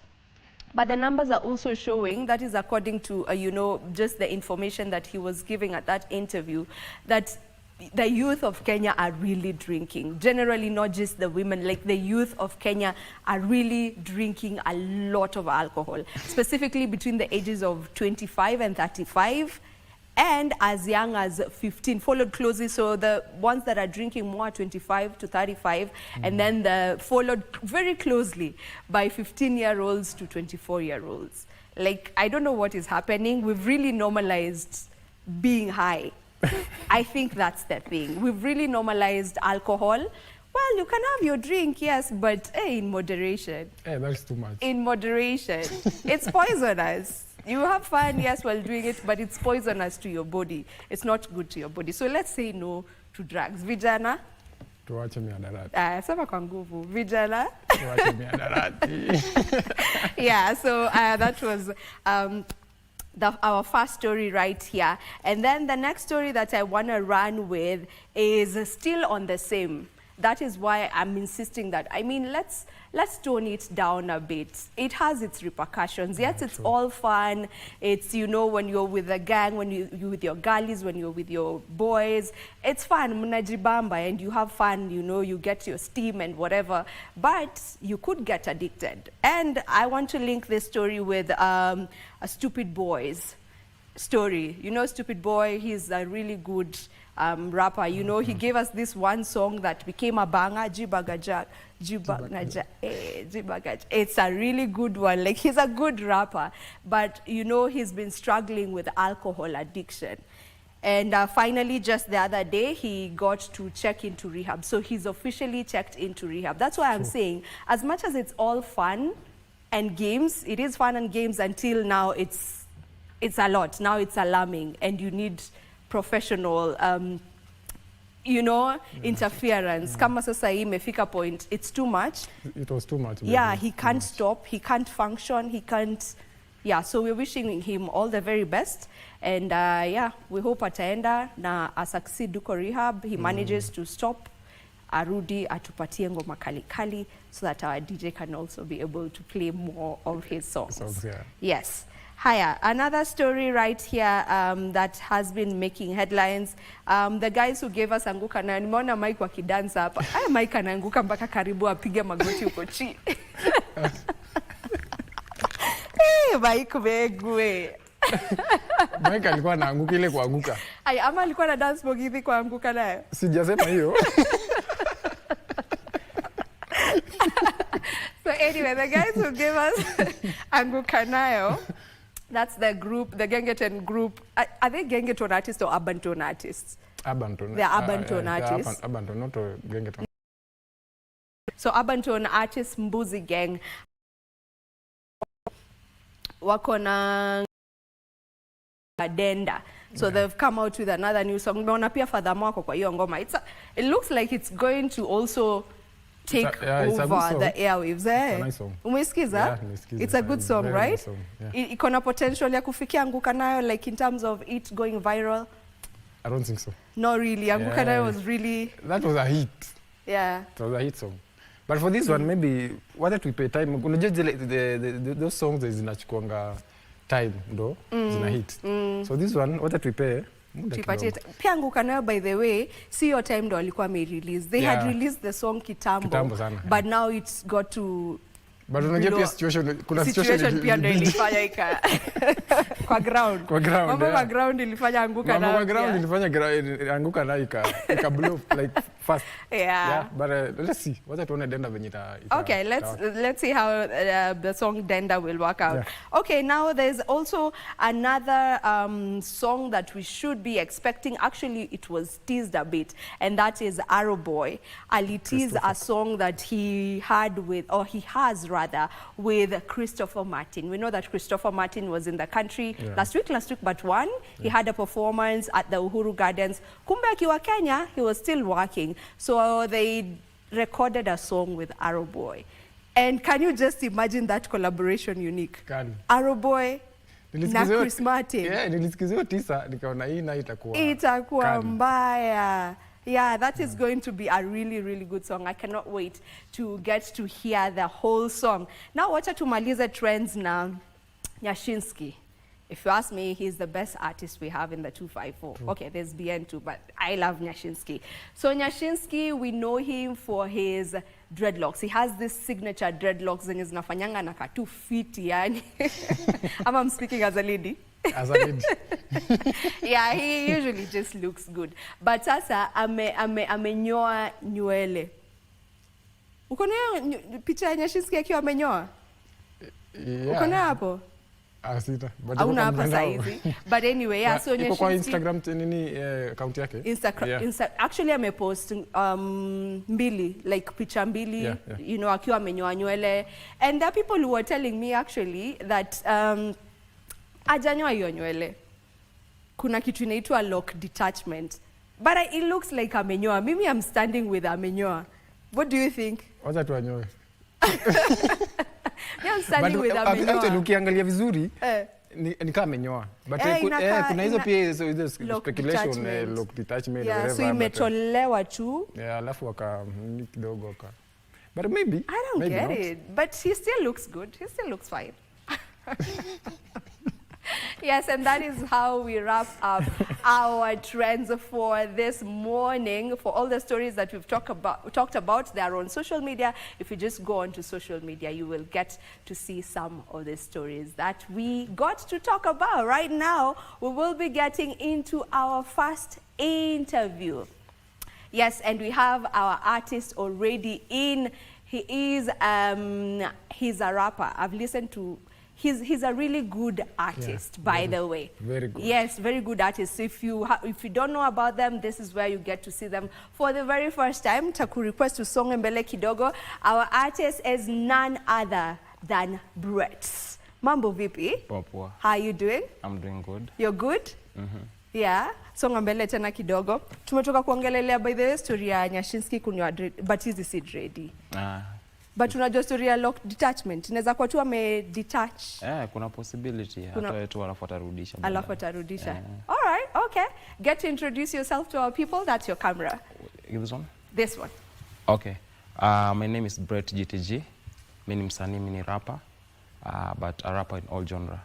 A rapper in all genres. So when you say a rapper in all genres, what do you mean? Kuna wase wanachukua rapper like msee anafanya drill peke yake. Rap iko na category mingi like at the bracket of hip hop. So unapata hip hop iko na drill, iko na trap, iko na shrap. But so I do all of them. Oh, so you can trap? Yeah, I can trap, I can drill, I can shrap. You shrap too? Yeah, zote. Amazing, amazing. So that let's get to understand your journey in music. Like nini ilifanya ukaingia kwa muziki? Music first discover talent nikiwa high school. Hizo ma talent show hizo zinakujaga alafu nasikia wanasema rappers wajaribu, singers wajaribu. But I started with singing, then somewhere along the way nika shift to rap. So nika stick to rap. Yeah, so that was around 2017, 2018. And then my first recording I did in 2020. Yeah. The first recording you did was in 2020. Yeah. So you started as a singer, you were singing. Yeah, I was singing. Alafu nilikuwa na sauti ile ya kuimba alafu sauti ka breaks, unaelewa? Oh. Ulikuwa unaimba before you got to your adolescent age. Yeah. So vile sauti li break ukaona. Nikasema haiwezi, nikarudi kuimba. Lakini still kuna watu wanapaka na hiyo husky voice and it sounds okay, but kuna napenda rap because you see I like hard and fast, napenda vitu ngumu. Sijui kuna rada. So hiyo kuimba naonaga au naka baby girl sana. Jarada fiti bacha. Jarada hard and fast yani. Okay, my style I do hard and fast rap. Okay. So unapata high tempo vitu ka hizo. Yeah, that's my style. Yeah. So naonaga mtu akiimba okay si vibaya lakini unajua kila mtu akona taste yake. And then you have to do something that you're very passionate of. So I'm very passionate in rap. That's what I prefer most. Yeah, that's what. Yeah, but I can collaborate with a person who sings. Anaimba and then I do rap. Yeah, very well. But huwezi imba. I don't think so. Umechora kabisa hiyo ama inategemea kuna time utaimba? No. Hiyo ni kusimp jo. Atakusimp. Actually kusimp surely. What are you saying to akina Aruboy? What are But you saying to Masauti? iko tu sawa. Lazima rappers wakue, lazima singers wakue. Yeah. Okay. So now you've said you started off singing and then so ukaingia kwa rap. Yeah. And in the game I feel like most rappers that we know, some of them yes were rappers and then wakaamua acha tuingie tuimbe because one would argue that as Kenyans we don't really appreciate rap as much or rap doesn't get to sell as much, you know, if you compare it to this love songs or just songs zenye ni kuimba. What's your take on that? Maybe it's the opposite because you see our Kenya inangas a very specific sound because every now and then sound ina change from enzi za Kapuka, Gengeton, now we are in Abaton. But look at it very well, utapata ni rap wanadu but in a very soft way. But ukiangalia our best artist ni rapper, most of the people. So kuimba ni wachache tu wanafanya Kinotile, Will Paul. There's that kind of industry ya kuimba, but you can't compare na majirani kama WTZ. Wao wanaimba kuimba ndo nini hapo? Specialize hapo. Then sisi ukiangalia okay, ukiangalia top artist wenye tuko nao, tumeongelea about Nyashinski. He's a singer but he's also a rapper. We know him for both. Yeah. So I think we do both. Niseme tu hivyo. Yeah, as an industry. as an industry. Yeah. Unique just from you or your experience as a DJ and getting to play even in places like clubs or just at parties where you see the reaction of people, right? Yeah. So, like, what do you feel sells more in Kenya in terms of rap, na sasa, nyimbo tu zenye it's singing? Most raps. Rap? Rap songs. For real? Yeah. Most rap songs, most of them those dominate like industry. A lot of them, like kiangalia hizi urban tone, most of them rap songs. Rap songs. So most of them, ukienda kwa club, those are the songs that we normally play there. Because hizo ndo song wase vibe nazo, alafu pia when it comes to beat, it's a beat, unajua ni club banger. People vibe with that. Yeah. But kuna also other songs they sing, but still bado iko na vibe. So, but not much. Yeah. Yeah. So rap music in Kenya is at the moment right now una feel ndo inalipa. Yeah, ni ile tu ziko diversion because amejenga inalipa for sure. Yeah, you were saying something. Nikuanasema gengeton, abanton, hizo ni rap tu zote. Bado ni rap tu. Na hizo ndo zimeshika industry yetu. Yeah, at the moment, for sure. Yeah. For sure. Abanton, gengeton are coming back to, so that is what is the vibe right now. So for you now, when do you decide what genre of rap you're doing? Because you're a driller, you're a trapper, you're a shrapper. You're a shrapper. Okay, so you're a shrapper. You know, so when do you decide, okay, this time I'm gonna give you trap, this other time I'm gonna do shrap? Okay, it depends on the composition. Like for example, I'm just about to launch my album. So unapata when I'm writing an album, nataka ikuwe na composition of certain songs. So I can just put up drills zote. So I can put 2 drills and then traps kama 3, gengeton 2, hivyo. And then it also depends on the vibe yenye producer amekupea. So ukifika producer kwambia leo niko na hii beat, maybe amekupatia beat ya abanton ama gengeton. So itabidi umedui hiyo, unacheki. So alafu when it comes to collaborations, you might want to collaborate with someone, alafu huyo mtu vibe yake ni gengeton. Hawezi ukambebesha huku, maybe the song will flop. And then the vibe too, ni vibe too. Yeah. Okay. Alafu ukiwa flexible, you can switch. Yeah. I want to get into your mind when you're creating. So where do you start? When I'm creating? Yeah, when you're creating now. Take me through that process. Or maybe it comes, let's say, inspiration. Something like that. Is that what you're asking for? Okay, it could be that, but just, I want you to take me through. Sasa umeamua, there's a song I want to do. Where do you start from? Do you think about the beats first? Do you think about, do the words just come first? And do you go now sit down and write, or do you go to the studio, sit with the producer? Just take me through that process of you creating us to get to the final product. So maybe, I might say, sina one way to create music. Sometimes the words comes, you write them with the flow, and then you'll go to the producer kutengeneze beat. Yatakwambia hebu nichezeshe chorus nendaje, unamwimbia alafu anakutengenezea. But at times you get to hear the beat kwanza. Ukishapata the beat, unajua beat itakupatia mood. Kuna zile beats zenye ni sad, so zina bring that theme. So maybe you want to rap, but it's a sad rap. So unataka kuongea maybe story yako ilikuwa chungu, or somebody's story, you want to tell something. So you're going to do that.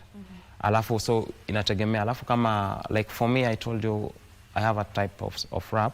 So what I do, say I want to be very diverse. So most of the time I mix languages, English, Kiswahili, and Luo. But the bigger part of it, I do Luo in my choruses. So alafu Kiswahili nakuja kwa verses na English pia kidogo. So inategemea. So my style of rap will dictate what I want to do. Yeah. And actually, you've gotten me to my next question, which was on, you do Luo on most of your, on my raps, yes. Yeah, on most of your rap. Yeah. But chorus? Chorus, yeah, part of it. Yeah. Mainly. Was that intentional? Very intentional, because you see, okay, kuna kitu moja nilirealize, because I've been in the industry for quite a while. Unapata hii game kuna venye iko. Ukikuja na wave, most likely utaenda na hiyo wave ikiisha. So utapata watu walikuja na kapuka, walienda kapuka ikiisha. Ukikuja na gengeton, ikiisha, ikienda unaenda ganayo. Abaton sahi iko, sindo? but somehow ina fade kiasi, lakini kifika time watu wanaenda home utaenda na wao. So what I decided, I want to be an artist who can survive for long the industry. So I have to come in my own style, because kukopi ukikopi kitu, maybe uta trend too, okay, because it's the wave, but you cannot do it better than when you're hapo. So what you do, try and create your own sound. I've been working on that with my producer. We build a different sound, a different kind of beat. Inaweza kuwa ni drill lakini kwa na sound tofauti kidogo. And then how I arrange my verse, how I arrange my chorus, and then just any composition too. Composition. Okay. Yeah. All right, Unique. The song Obadhi, how did you settle to work with Shekina Karen? Okay, the song Obadhi. Okay, I mentioned that I have an album, upcoming album. Ni vile tuja distribute bado tunaangalia story na copyrights na vitu kama hizo. So I wanted one song to introduce the album. So nikafikiria, okay, this is rap game. Rap game inahitaji you be hard. You don't akunanga mtu msoft kwa rap game. Kila mtu anasema ni mimi niko na maganja na nini. Yeah, so the title Obadhi, it means I don't care. You see? Obadhi. Yeah, Obadhi means I don't care in Luo. So hiyo ilikuwa ni kama kuonyesha when I'm here I stajali what you say. I just want to do my own stuff and then we see how it goes. Okay. Yeah, so and then Shekina Karen kuna time nilifanya ngoma kwa Vince. Hiyo ngoma inaitwa the previous one. So Vince on the beat, producer Calligraph Jones. So akiwa huko ali like the vibe, so tulikuwa tunaongea, so ikafika time link up tukafanya ngoma. Yeah. All right, it's a wonderful one, by the way. Yeah. And just as we finish, I want you first to let people know where they can find your music and also where to find you on social media. Alafu sasa utufanyie freestyle. Freestyle moja mbili tatu. Yeah. Okay.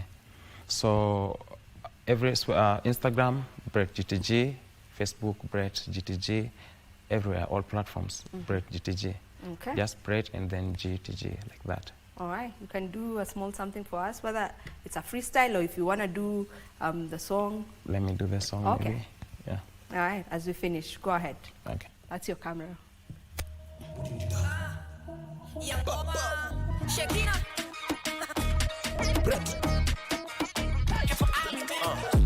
Big machine. If you want it, hit my link. Name jacket, doing my thing. I don't want to cook your shit. Back as I was take in. Can you rapping with your king? Kuskika. Yes. All right. All right, let's go.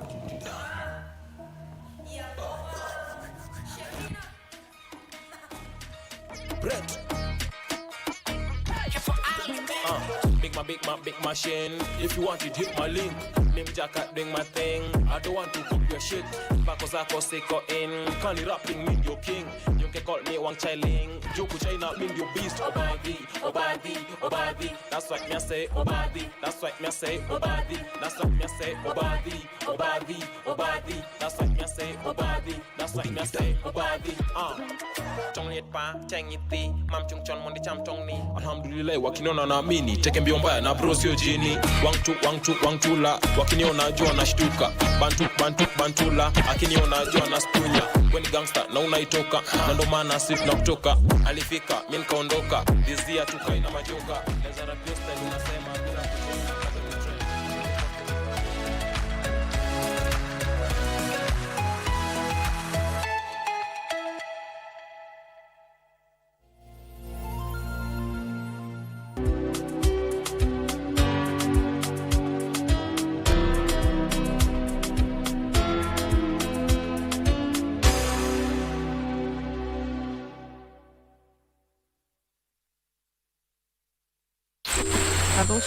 Ima na wendo mwingi tugikuthokia Embu County, the land of opportunities. Kambunene ya Ngemi FM mushi worata. Twegagure na kamwetha ka mavio meto. Muroro kiande tukunye maire na murori tuthie thokore besa mivukore cha manje makiyara uranje muri cietu cia thitima na ronje rwathagana nyamu cia kithaka igitugemeria bururi wetu wa mbere Embu County. Ngemi FM tikomuno tukianirira na mugambo munene eno ni Ngemi FM musie wa urata. ino niyo nyumba nene Mushie wa urata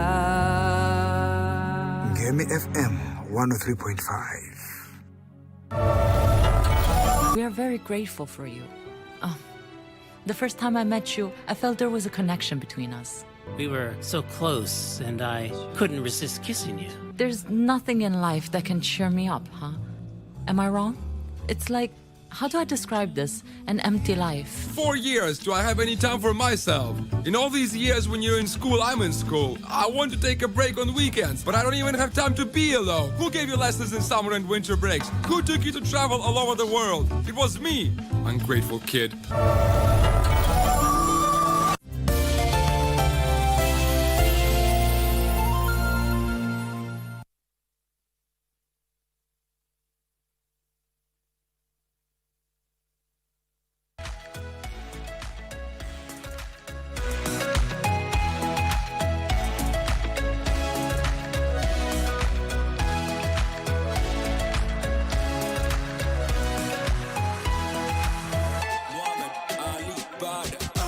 Nikusifu God na manyonde.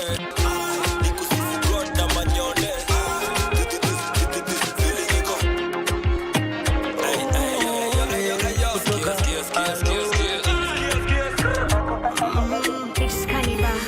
Nilikutana naye Kilimani, Nairobi 2015.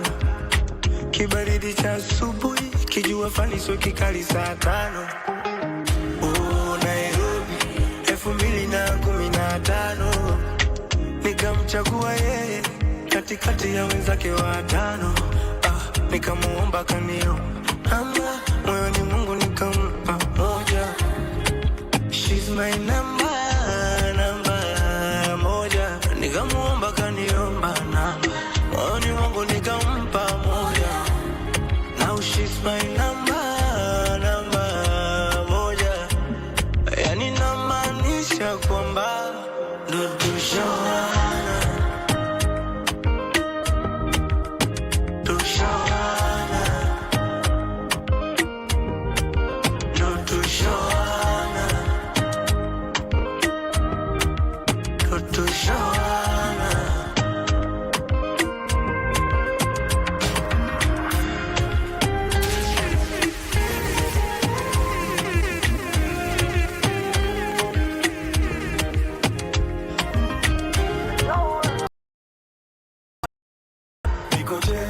Kwa zangu bichi nalo upepo wa bahari. Alinipita kama meli, anayumba yumba akidondosa kishenzi. Mikocheni kamfuata utadhani zombie. Habari gani bona ukoloni? Jina ni gani? Akasema Zari. Nikamwambia aje. Kamwambia kwangu ni kwake. Nimshike wapi ndio aje? Taka moyo wangu we wake. Watangoja sana wakikania tutachana. Mina yeye tumeshaifana, na ichapo siku na mchana. Yani namaanisha kwamba ndio tushawana.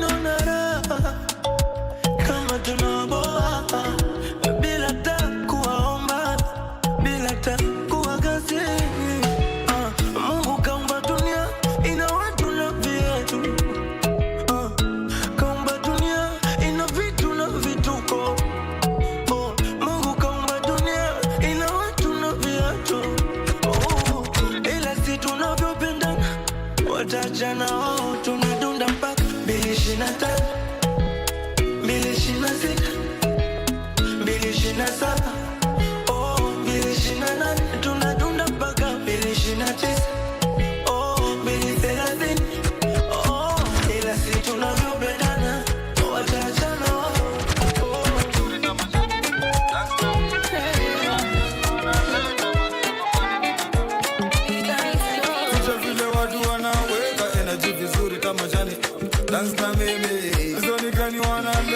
maiza mabani tunaka vizuri. Dance na mimi.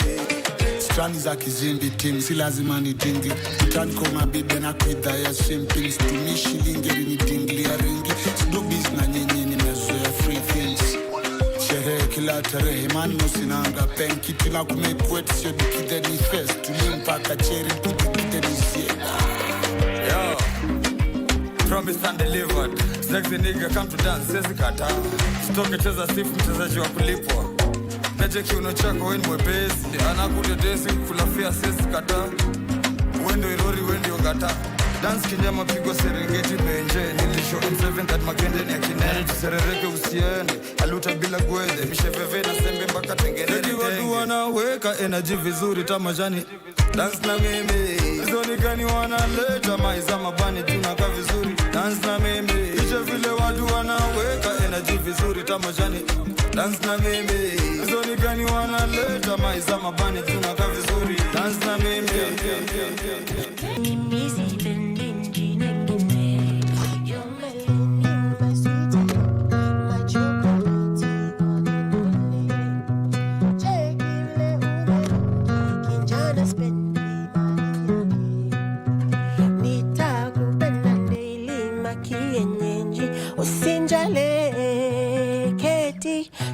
Namni tupange wedding na tumeki babies.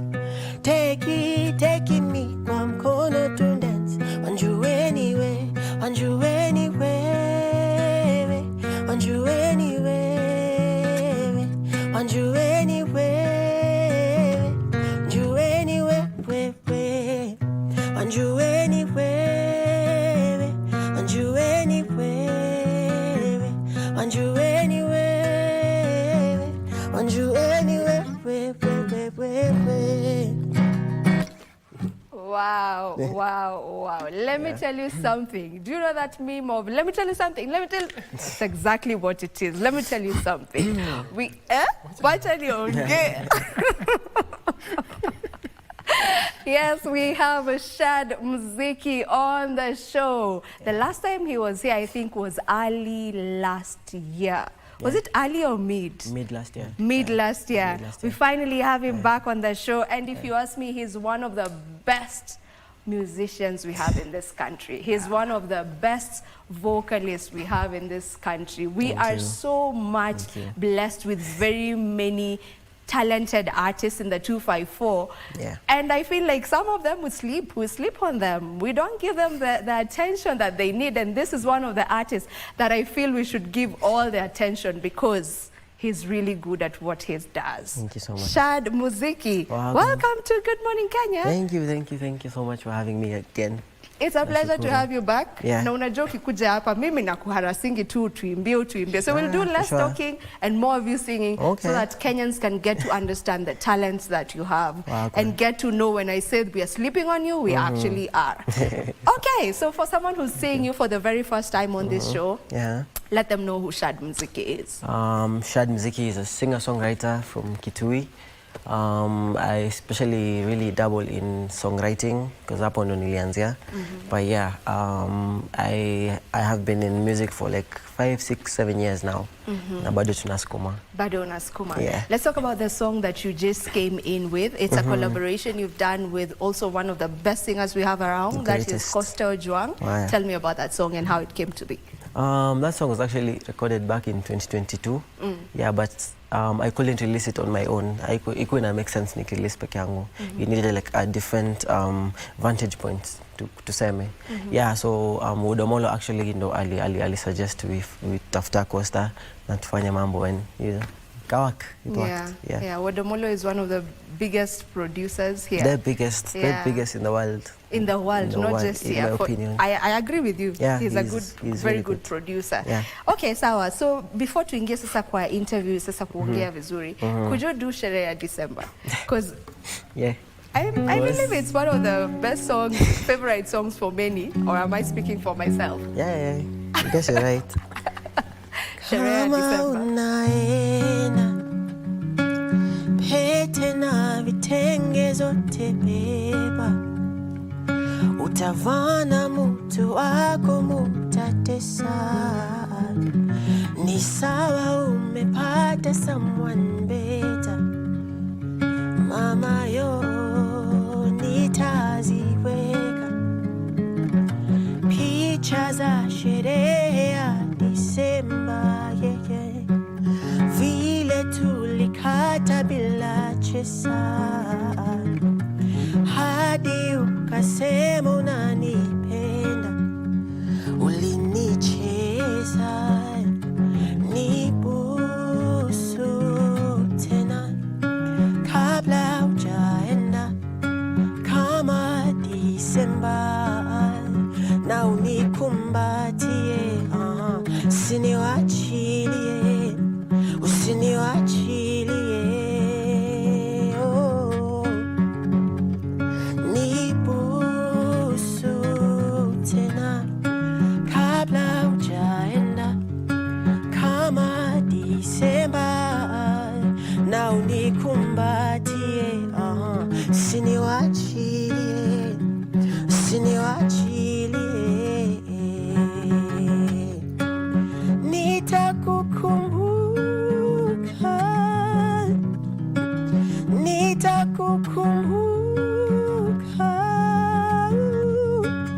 nitakukumbuka, nitakukumbuka.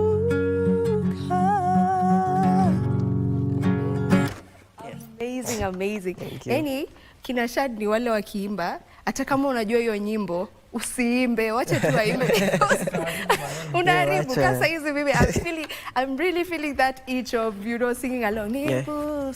But niko naribu wimbo. Wacha tu waimbe. Yeah. Now Shad, you know, just what did it take for you to master your voice like you have? Did you need to go to school for that? No, I haven't been able to go to school. I've been hoping to go to school, lakini nikajifunza tu nikajifanya nimelan. Yeah, because like everything is on YouTube right now. Everything is on the internet, nini. So if you don't have like the access, just try and nini. Tafuta outsource tu, jaribu tu hapa na pale. It'll work. If you're really determined, it'll work. Yeah. So you're self-taught vocalist. Yeah, and guitarist as well. And guitar, self-taught even the guitar. Yeah. Aye, what are we doing with our life? Right. Yeah. All right. So now that song is Sherehe ya December. That's the one. And it's an album. You have an album titled Sherehe ya December. Yeah, 10 songs. Yes. Just talk to me about that album. You released it last year. Maybe for the people who haven't gotten to hear about the album. How many songs are on the album?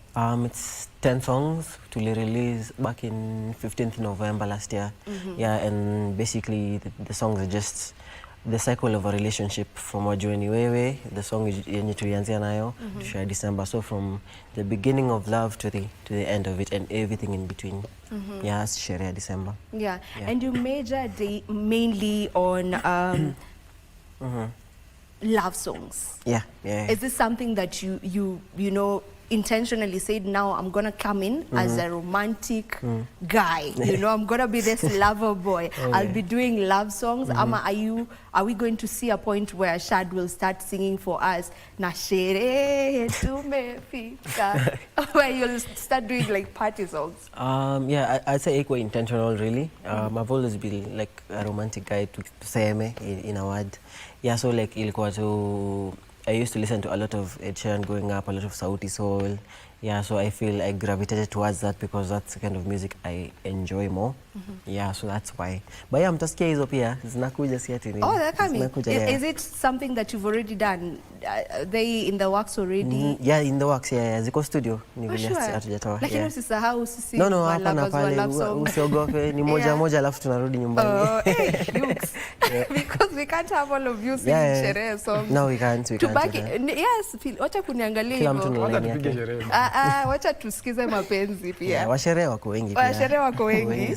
You cater for all of us. Yeah. We were just from celebrating Valentine's on Friday last week, almost a week now. And I was seeing also on your page, you were reminding people, or you were giving people songs for that season. You know, you were like, for the lovers, for the this lovers. is what you can listen to. For those ambao mumetendwa, for the singles, there's something for you. Can you do, there's a song, ya Heartbreak, a really heartbreaking song. Like kama uko kwa heartbreak alafu usikie hiyo ngoma yenyewe. Itakufanya usikie yenyewe nimeheartbreakiwa. Okay, basi definitely sherehe ya December, no? Yeah? Yeah, sherehe ya December. Honestly, ni ile party ya nini it's still sherehe ya December. Yeah, nitakukumbuka it's like, that's what people know me for actually. Nasemanga kijana alivunjwa what. Yeah, ikatengeneza ngoma kali. Yeah. Are they coming from a place where it's true stories for you? Yeah, sometimes, yeah. Actually, the entire album is like stories from different, different stories of a different like periods of time. They're actually your true stories. Yeah. Apart from Sherehe December, but people will never believe me when I tell them it's not a true story. Yeah. Okay. Yeah. So now I've actually there's one of our colleagues here who's celebrating her birthday today. She's our technical operator. She's usually here on the cameras and all. Nisipokuambia umuimbie Aki sijui kama nitakuwa naye kwa TV nikikaa white, so just let's do it for her. Her name is Glado. Okay. Yeah. So Glado. Happy birthday to you. Happy birthday to you.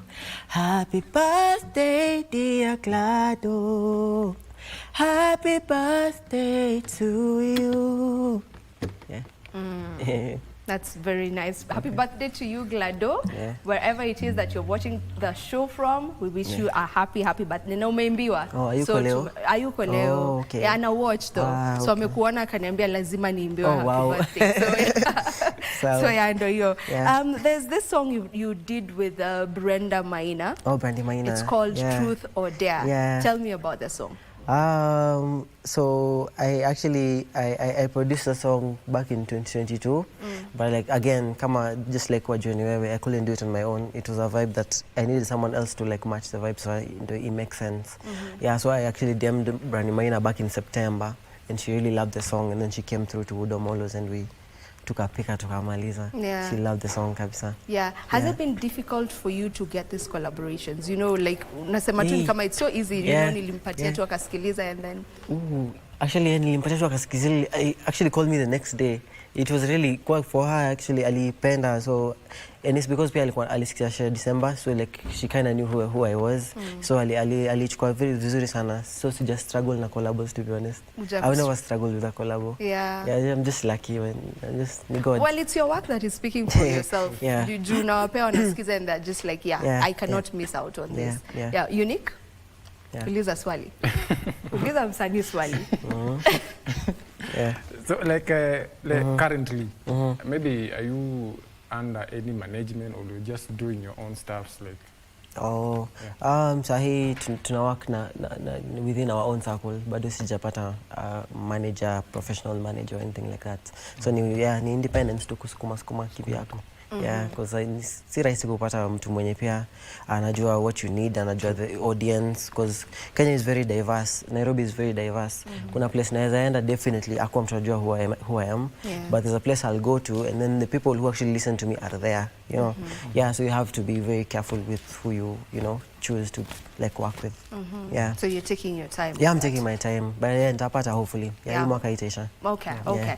So I've seen you getting gigs here and there. You get to go perform. Just I want to get into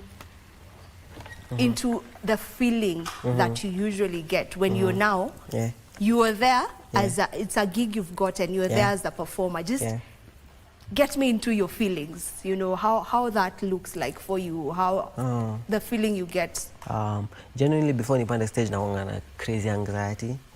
So before nipande, like the minutes, mtu akisema napanda stage saa 2 ya usiku, alafu akuja aseme nakuja nipande 8:10, alafu 8:20, kitu nikasirisha. But the moment nimekanyaga stage hivi, just everything just goes. Inakuanga very comfortable and everything. So inakuwa ni vibes, so you just do what you always do every single day. Yeah, and inakuwa funny because every single gig I've done so far, people just know the songs.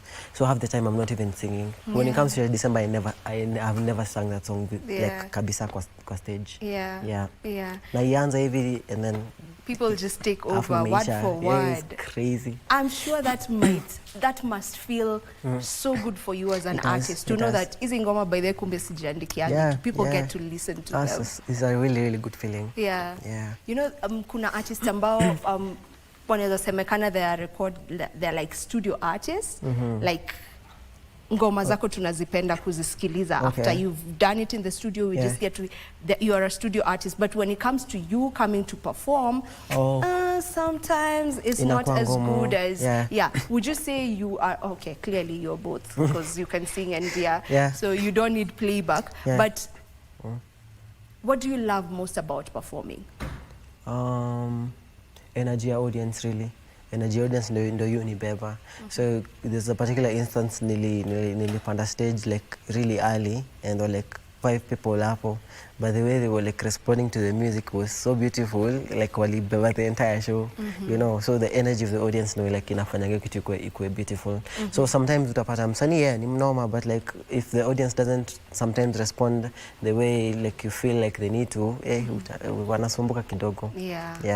But hakuna studio artists wote wanaweza perform. Not really. Like I feel like it's just about like having like watu wa kukusaidia ku practice nini. For real? Yeah. What do you think about that Unique? Kwa sababu tumeona I mean when you go to some of these concerts, kuna mtu tu atapanda stage utafeel anaharibu vile mimi namjua. Anaharibu. Kuna wale artists wenye unaanga like ngoma zake ni ngoma za vibe. But most of them we call them like studio artists.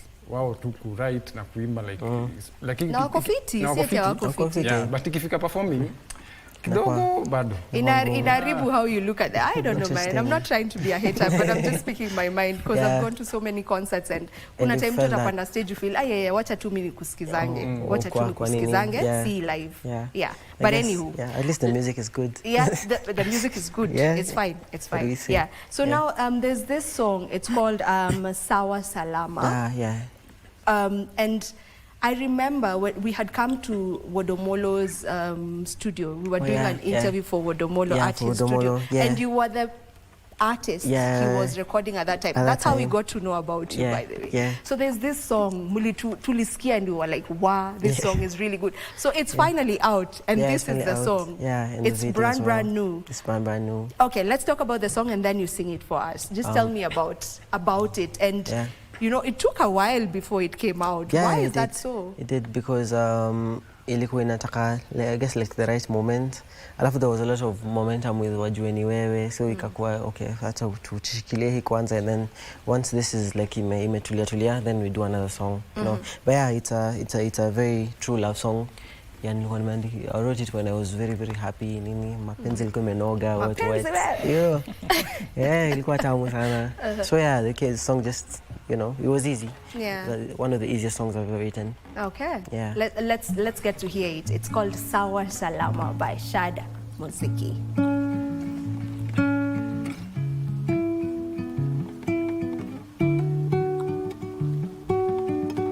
Let me change.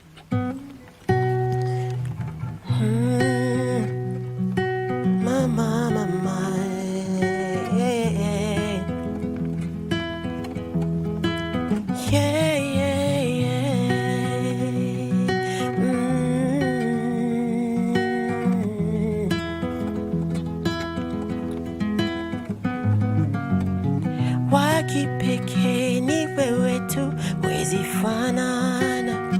Fine kidege, mpeleke juu na hizo mabawa. My second name would look so good, na yako ya kwanza. Esap twende kwenu juu, endo Marihana. Fine to mapenzi moto. Take all my do, nimeshinda loto. This street's so cold, need your loving. Sema utakam, juu kila kitu nadu. Baby, I do them for you. Na sitoki hapa du, baby, kila siku tunu. kila kitu na do. Baby, oh, I do them for you. Na sitoki hapa duniani, yes, sitoki hapa du. Kwako niko sawa, niko salama. Kwako niko sawa, niko salama. Kwako niko sawa, niko salama. Kwako niko sawa, niko salama. Beautiful love song. You can get to listen to all of Shad's music on all the platforms. All platforms, Spotify, Audiomack, Apple Music, all zote ziko. YouTube. The name is well. Shad Muziki. Shad Muziki, yeah. Social media, same thing. Yes, Shad_Muziki so for social media. Social media. Yeah, all the socials. Yeah. Thank you so much, Shad, for coming through. Thanks and so much all for the having very, very best in your music. Thank you so I much. want to just, I'll be so happy to see you just flourishing because you definitely deserve it. Oh your God. music Tulianza hapa, you know? Yes. Tulianza hapa. So yeah, we love you on this show and Thank we you. wish you all the very best. Thank you so much for having me. All right. Thank you so much. That was Shad Muziki. For sure, you have confirmed that he is a dope artist. He is a dope vocalist. So let's do him that. Let's give him that.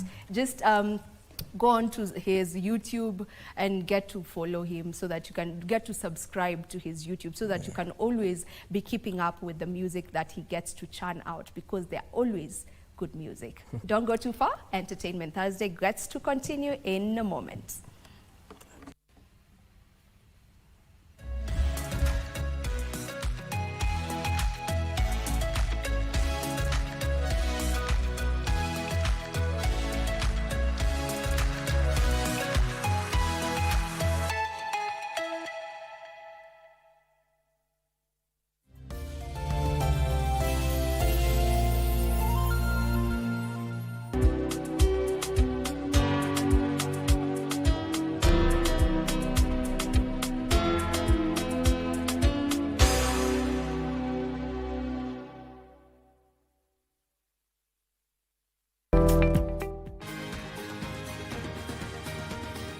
Wellness is important in our daily lives so that instead of just surviving, we should be thriving. Ways to prevent a stroke or heart attack is for you to know what conditions you have by regular checkup. People don't know they have hypertension. They don't know they have diabetes. I was pre-diabetic.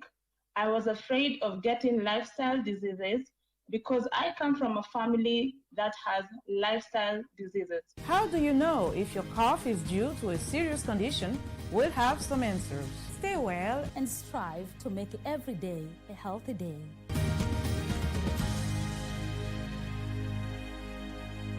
From the bliss of new beginnings to the trials of commitment, this is a celebration of resilience, passion, and the power of togetherness. Join us as we unravel real-life stories, because every journey deserves to be cherished, for better, for worse, on KBC Channel 1. Can get you to Kai's good side. Wewe unaamini nikiwa swara aje? Really, you can be that careless even after what you've gone through. I think we need to cool off. This obsession you have with Kekara is going to get you killed. Your daughter is more trouble than you realize. I forbid you from going to that old man's compound. Unaona hii tabia yako ya babako imekufanya mpaka you're not even thinking straight. Please don't try bring a dead man into this conversation. I didn't think you would have the guts to face me after your betrayal. Yeah, but you didn't give me any choice. You were hired to do one thing. Call me one more time and I'll cut ties with you. Things are getting tight. Tell your daughter. Try me, Kekara. What? Moto.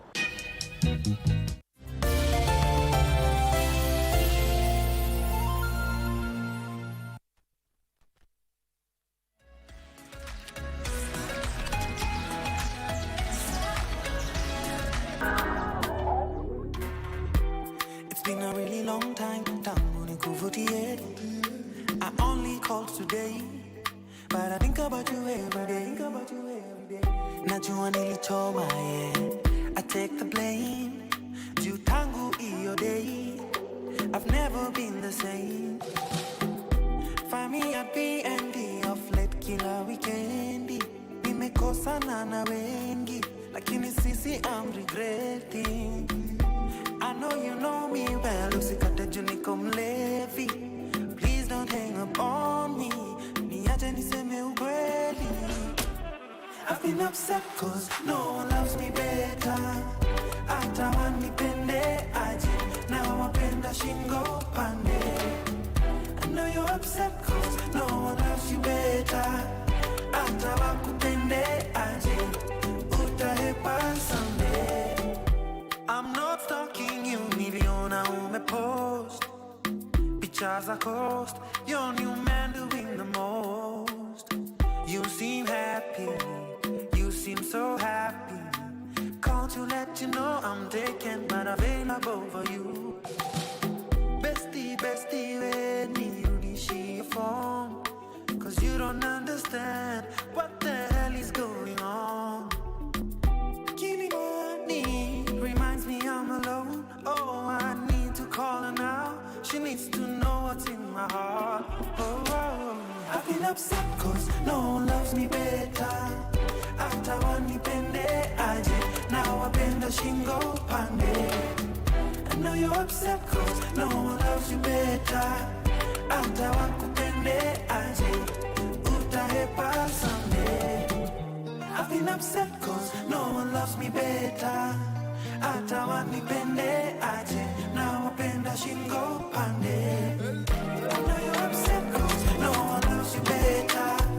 Hata wakupende aje, utahepa someday. Kama kukupenda wewe ndo makosa nafanya, I'm guilt kama navyosema take me to court. So kama na control vitu kwa remote vinanitokea, that's not my fault. Nimejifungia ndani, nimetia lock, nimeukumbatia moyo udondoki, nimeungangania upendo uondoki, engineer kaingia and everything is sorted. I know you need someone to trust and be there for your love. Love, don't get judged, the things I feel inside me for your love. 100% I got that plenty, plenty. All your love. There's many, many things I can say. That's why I'm down for you, my darling. You're the only one for me. I'm the only one for you. You know you make me feel for you, my darling. You're the only one for me. I'm the only one for you. You know I'm right for you. First time na kuona kabla hata tujaongea, fake like love, step on my door. Mama nanambia you gotta watch out there. Kama unataka kutulia now, that's the girl. Hata kama ni kizani kiasi gani, when you meet the right one, you will know. Try to define it but I can't find a word. Let me just say she came from the different world. I know you need someone to trust and be there for your love. Love, don't get judged, the things I feel inside me for your love. 100% I got that plenty, plenty. All your love. There's many, many things I can say. That's why I'm down for you, my darling. You're the only one for me. I'm the only one for you. You know you make me feel for you, my darling. You're the only one for me. I'm the only one for you. You know I'm right for you. First time na kuona kabla hata tujaongea, fake like love, step on my door. Mama nanambia you gotta watch out there. Kama unataka kutulia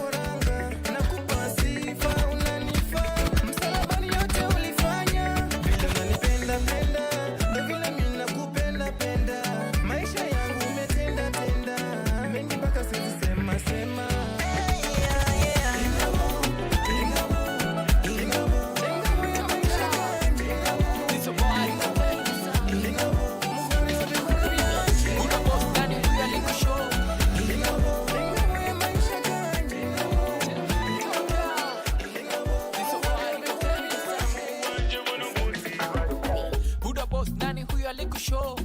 Hii injili kuna vile inabo. Buda boss, nani huyo alikushow? Hii injili kuna vile na masharti zi.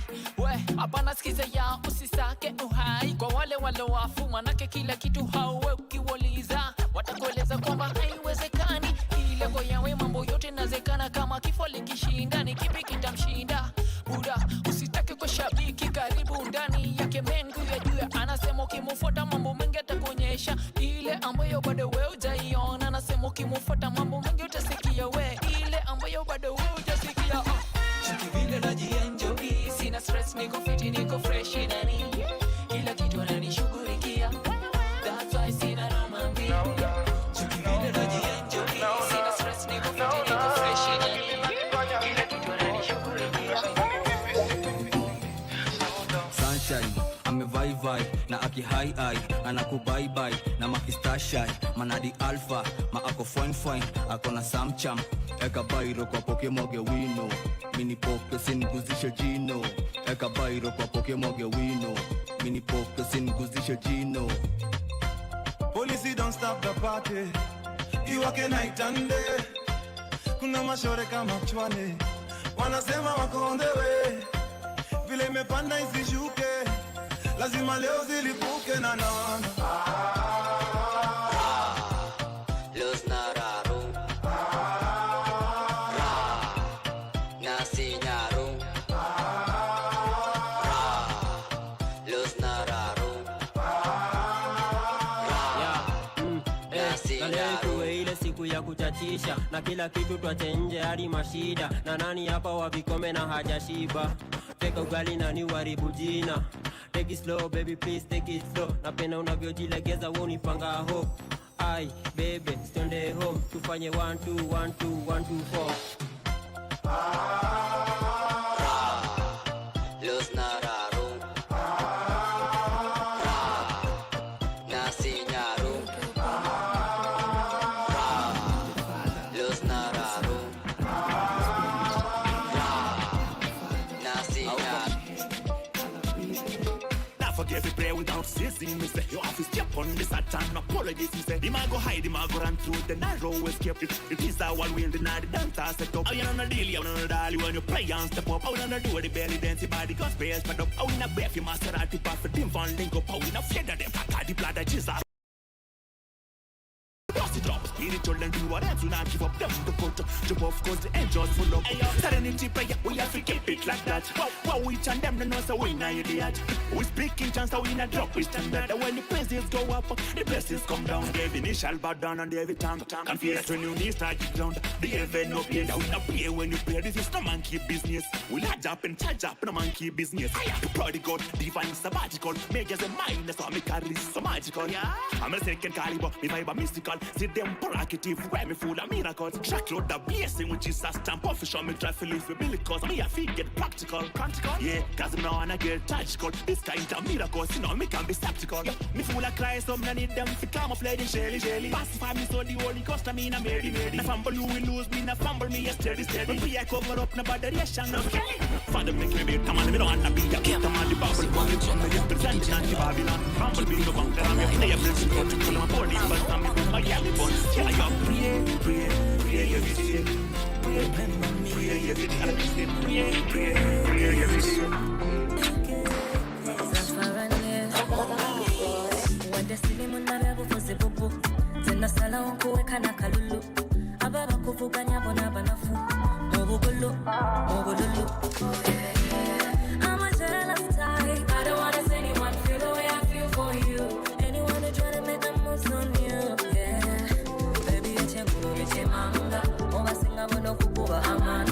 Tried to play hard to get, but I lost. We got together like a mujer and yama. Baby, our combination is a murder. Tried to play hard to get, but I lost. I tried to play hard to get, but I lost. You are what I need. In your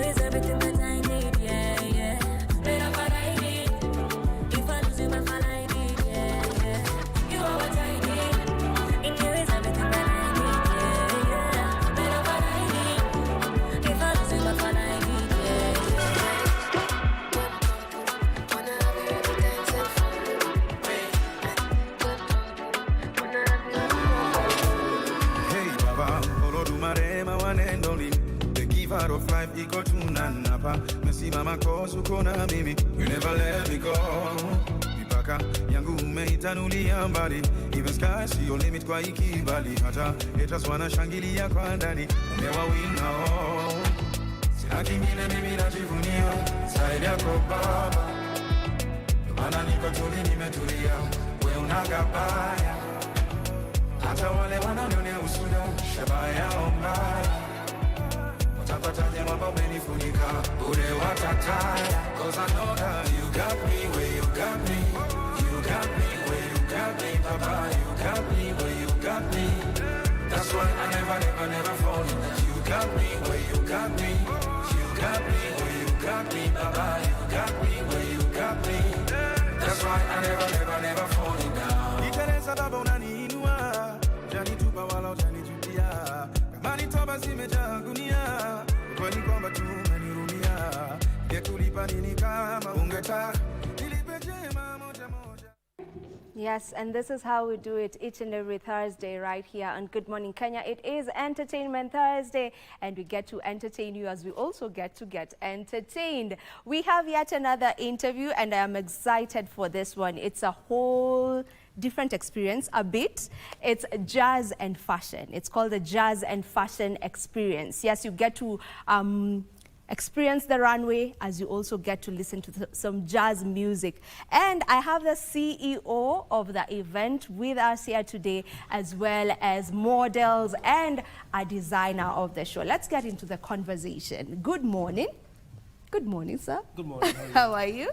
Fine, thank you. You're well? I'm good. Kindly introduce yourself. My name is Hilary Oching, and I'm the director and founder of Jazz and Fashion Experience. Mm-hmm. Yes. All right, amazing. Hi. Pretty lady. Mm-hmm. I'm Immaculate, creative director and founder of Lavoga Kenya, a fashion brand based in Kenya. All right. Yeah. Okay, I'm Moses Otieno.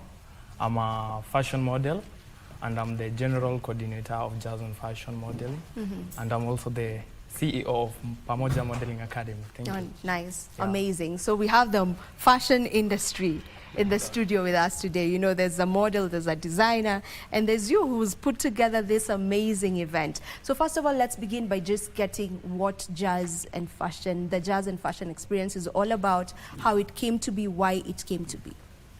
Yes, Jazz and Fashion Experience is all about giving a twist to what Kenyans should experience. It's giving a twist to our creative economy, giving a twist to our entertainment in Kenya. Mm-hmm.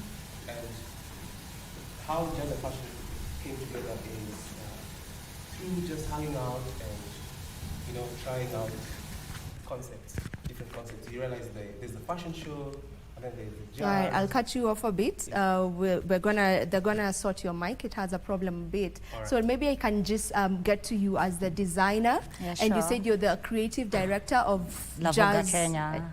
Oh, Lavoga Kenya, a okay. fashion brand. Yeah. We're going to be working together with Jazz for a fashion event. Yeah. Yeah. Tell me a bit about how your brand came to be. Oh, my brand is more about my talent, actually. I actually came to discover this just like the other day. I never knew, but in Compass I did fashion, actually. Mm-hmm. But I did fashion just for the money, I mean, and actually later, it's when I came to discover that I'm talented in fashion, I can get a brand out of it. And I just started, actually, and it took off, actually. And that's your creation right next to you. That's a beautiful dress. Thank you so much. I love it. Thank nice you. skater with the details on the shoulders. The shoulders, yeah. You know, and it being of shoulder steel. It's pretty. It's my kind of vibe, by the way. It's really perfect. I wish I could I'll see talk you to in you it, after so. this. Mhm. All right, the model. Tell me about just you. Let us get to know more about you. Okay, Moses is a fashion model. I'm into modeling that much. And my passion to modeling or my passion to art, that's why I decided like, let me use this passion of mine at least to create something that people can at least see it, or I can at least use it at least to mentor or to bring up the young talent, because we find that here in Kenya we don't take modeling that serious like the way South Africa are doing it, because you find that these are big brands like Dior, Gucci. They don't come to Kenya to pick models. They just go direct to South Africa or Sudan because of their eye. Yeah. But you find here in Kenya we have talented people, and we have those who can do it more better. And as you know, Nairobi or rather Kenya is one of the known countries in Africa. So I decided, like, let me use my passion and let me use my talent to at least to brighten or to bring the world of fashion to Kenya, because, you know, fashion is everywhere. Fashion is in church, in hospitals, because you as an individual ukitoka nyumbani unakuwaga like, let me dress neatly. That's fashion. So I decided, like, why don't we just put this flag up so that we can be recognized outside there, like, as one of the countries that are doing much better. That's why now Moses decided, like, let me use my creativity to come up with this modeling industry, and also to be a model instructor. Amazing. At least I can instruct, because I have come with the full package. I have my models. Yeah, you have your models, by the way. We're Yeah. going to be seeing them catwalk in just a bit. This is going to turn into a runway in no time now, Yeah, you know. yeah. But before we get to that, now let's get back to you and get to understand the jazz and fashion experience. So it's a fashion event whereby we have runway modeling happening. There's jazz music. Yes. And then it's more than that. There's even a stylist who's collaborating with designers to create the runway. So the runway is like a collaboration of a lot. And this time we would like even the audience to be part of the runway. So we don't just want people to come and watch or come for a show. We want them to be part and participate. And now if we go deeper, we want people to understand the story of the crafts, what happens even before that outfit comes to be. The designers, the story. And so that brings us to the theme of our event, which is beyond the runway. A lot of events focus on just that day, and then it ends there. And so we want to also make people aware that, did you know that runway starts even before the show, and then it continues after the show? Because there are stories of building the concept, you know, coming up with a plan, the business side of art, and then after that, what happens? What is the impact that comes after that? So that's the whole point of Jazz and Fashion Experience. And we're excited about this collaboration. And the most important thing is that I want to agree with what Moses said. We are marketing our country. We are taking our creatives and saying, the world, this is what we have. We have a lot. So we are coming together to package ourselves and to give a twist to what we have and say, we are here, we exist. Yeah, so come, let's join this. It's not, you don't have to go to London Fashion Week or Milan Fashion Week to experience something good. You can experience it right here in Nairobi and right here in Kenya. Yeah, Yes. I love that. And there was Nairobi Fashion Week just the other day, like 2 weeks ago, and it was a beautiful show. Yeah, you know, I did attend. I was there too. Oh. It was a beautiful, beautiful show. So let me just what edition is the Jazz and Fashion Experience right now? This is the 4th edition. It's the 4th edition. Yeah. It's supposed to be the 5th edition, but we skipped because we saw that there was demand and we wanted to prepare well so that we can make it bigger. Yeah. Yes. Just how different will it be from the previous editions, just for someone who's anticipating to come? How different is this compared to the ones that have gone before? Yes. So this one is different because, for example, in the collaboration, we are engaging the designers. We are engaging in a dialogue because they are participating. They're saying, we would like our designs to be presented like this. We have our stylist in the midst of us. Sometimes you don't have to go and look. So let's work on this.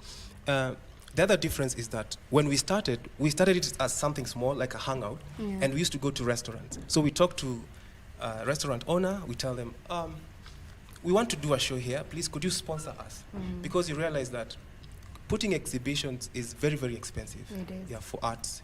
Arts, I mean fashion, even musicians, doing a show, just presenting is very, very expensive. The equipment, for example, what you can see there, they call them mannequins. You need that, and you can't just present your art in any random, careless way. And so we talk to restaurant owners and we tell them, we want to put a show here without much, runways and all that. Yeah. So they agreed. The first one was the Beer District, where we call it an interactive runway, whereby models are walking and people can even interact after the show or even between the show. Yes, so the difference between those ones and what we're going to do is that we're going to have a runway, a full runway. When we started, we were not using the runway, and then the venue is bigger and the venue is classy. Okay. Yeah, so we're expecting to serve or to give people a classy show, something elegant, All right. and that's what we want for everybody to experience. Okay. Yes. Ima. I Yeah, call you yeah, Ima. sure, yeah, Not sure. Immaculate. I can say Ima, like we're friends. Huh? So Ima, what should we expect from you as a designer who's showcasing on that day? Oh, actually, my brand, we've recently started stocking, we are trying to be a store, not on order, but you can order an outfit and get it actually that time. So I'll be showcasing our three collections actually. Since we rebranded, we've launched 3 collections, so I'm looking forward to having all my new designs on the runway. This is one of them. That's one of them. Yeah, sure. Yeah. So it'll be there. Okay. Yeah. Now to the model. I want us to now have the model's catwalk. So is it, because it's all jazz, right? Yeah. I can see you have a sax and you'll definitely play for us. There's the guitar over there. Will the models be, walking to the sounds of this? Normally when it's a catwalk, it's usually, okay, for the ones that have gotten to attend, there's the music playing in the background, any kind of song, she's got her own thing, or any kind of song, just playing in the background, and then the models, walk to it. Is it going to be the same way, or are they going to be walking to the live music being played? Okay, this time around for jazz and fashion, it's going to be different because in the most events or fashion events in Kenya, we normally hear the background music, Afrobeats, Amapiano, soundtracks, and Angukana and the rest. But this time we want to make it cool because remember, we are marketing our country. Okay. That's why the main agenda is made in Kenya. Yeah. So even the jazz itself is made in Kenya. So we are trying at least to tell models it's not a must to use other beats. You can also use these other beats because jazz and fashion, or jazz itself, it has different beats. So this time around, it's all about Very jazz. different. Yeah. Just being curious, mtu anaweza model tuanguka nayo? Yeah. Yeah. Okay. Okay.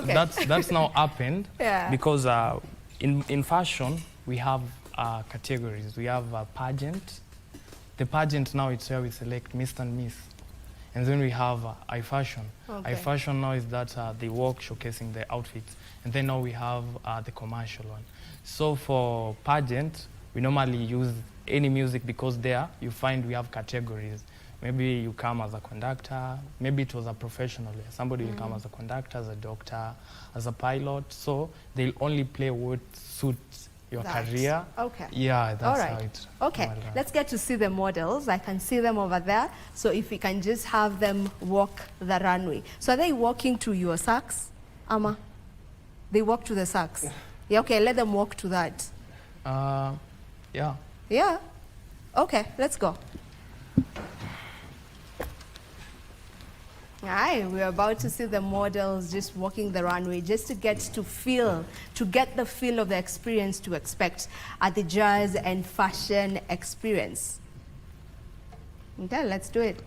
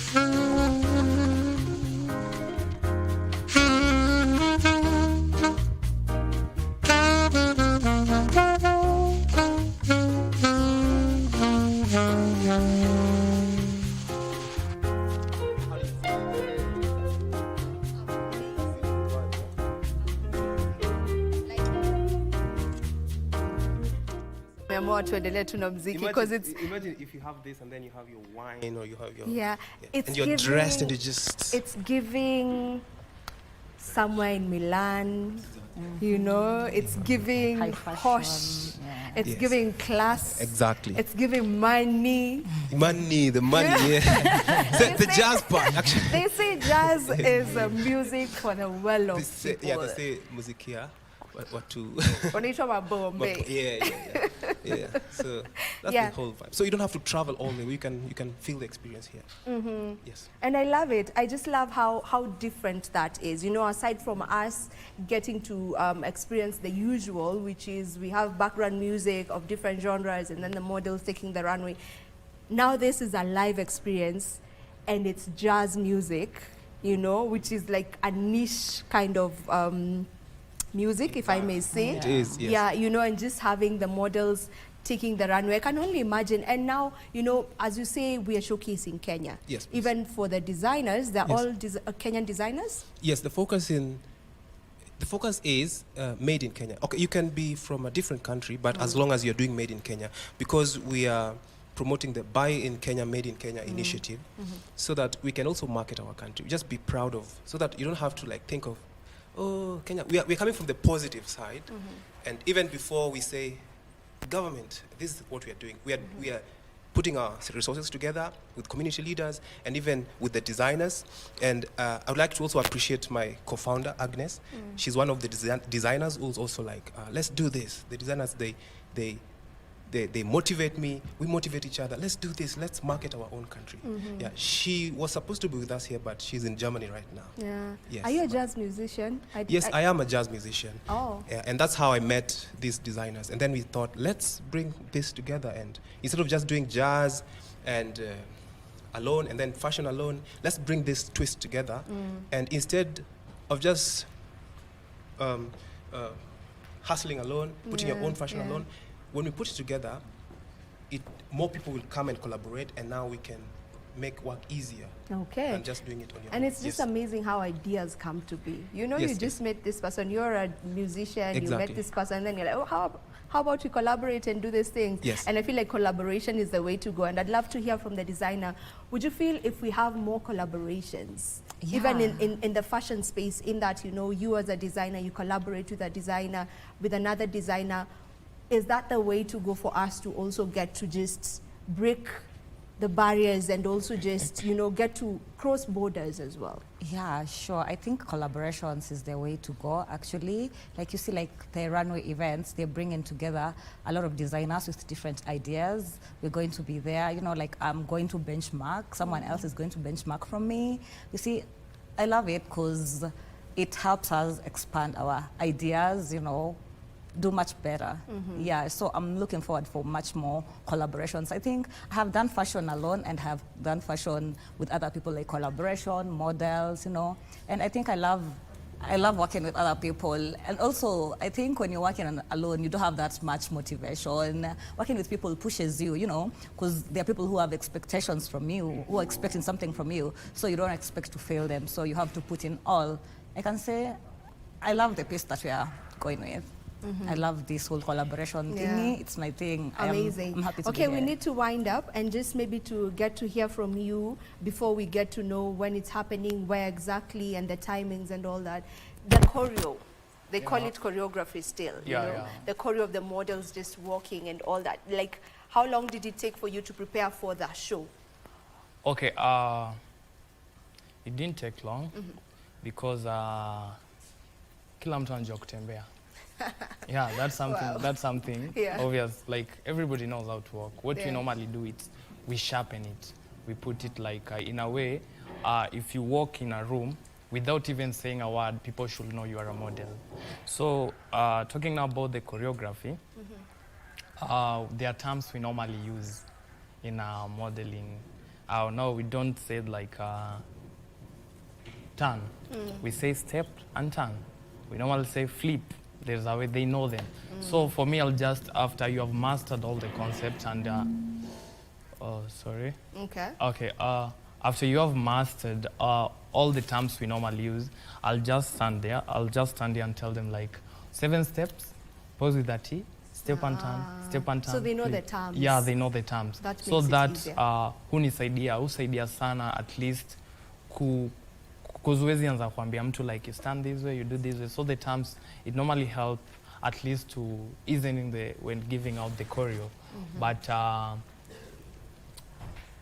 it's something enye pia kwa event, it's not the way we have seen it here. This was just to show them that something amazing is coming up. Yeah, this was just a teaser. Yeah. So on the runway, they will do it different because ukitembea, there's a way they will be showcasing it. All right. Yeah. Sawa, thank you so much. Now let's get to know when it's happening and where. Yeah.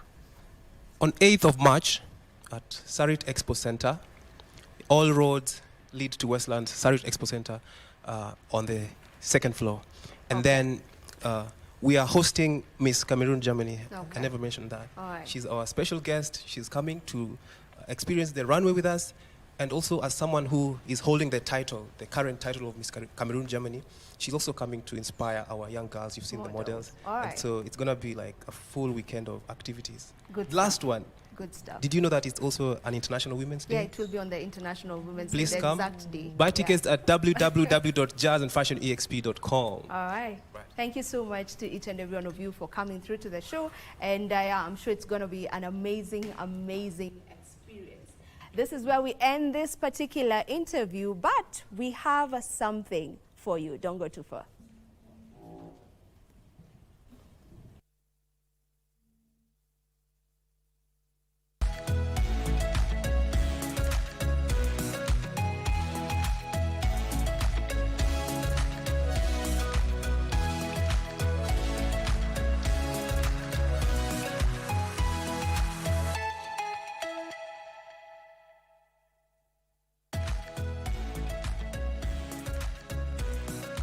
Entertainment Thursday it is. We have had a lovely show. It has been amazing right here on Entertainment Thursday, broadcasting to you live from the broadcasting house. And now I say that we have something, you know, and we are all about celebrating our own right here on Entertainment Thursday. We celebrate our Kenyan artists and people in the creative industry from the 254. But today we are celebrating something a bit different. We are celebrating one of our very own right here in KBC. He has been a technical operator for years on end. He has been working for this corporation for so many years, and we are celebrating him as he gets to exit. Yes, so this is a retirement party. Mr. John Miano. Yes, madam. How are you? I'm fine. It's good to have you. Ushawahi kukua kwa set? Have you ever been on set? I've always been behind cameras. Yeah. But now I'm in front of the lenses. Yes. How does it feel being in front of all these cameras? You know, you're used to being back there a bit operating nervous.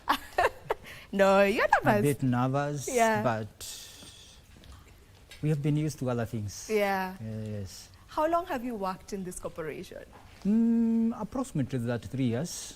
33 years. Yes. Older than Unique's age. maybe.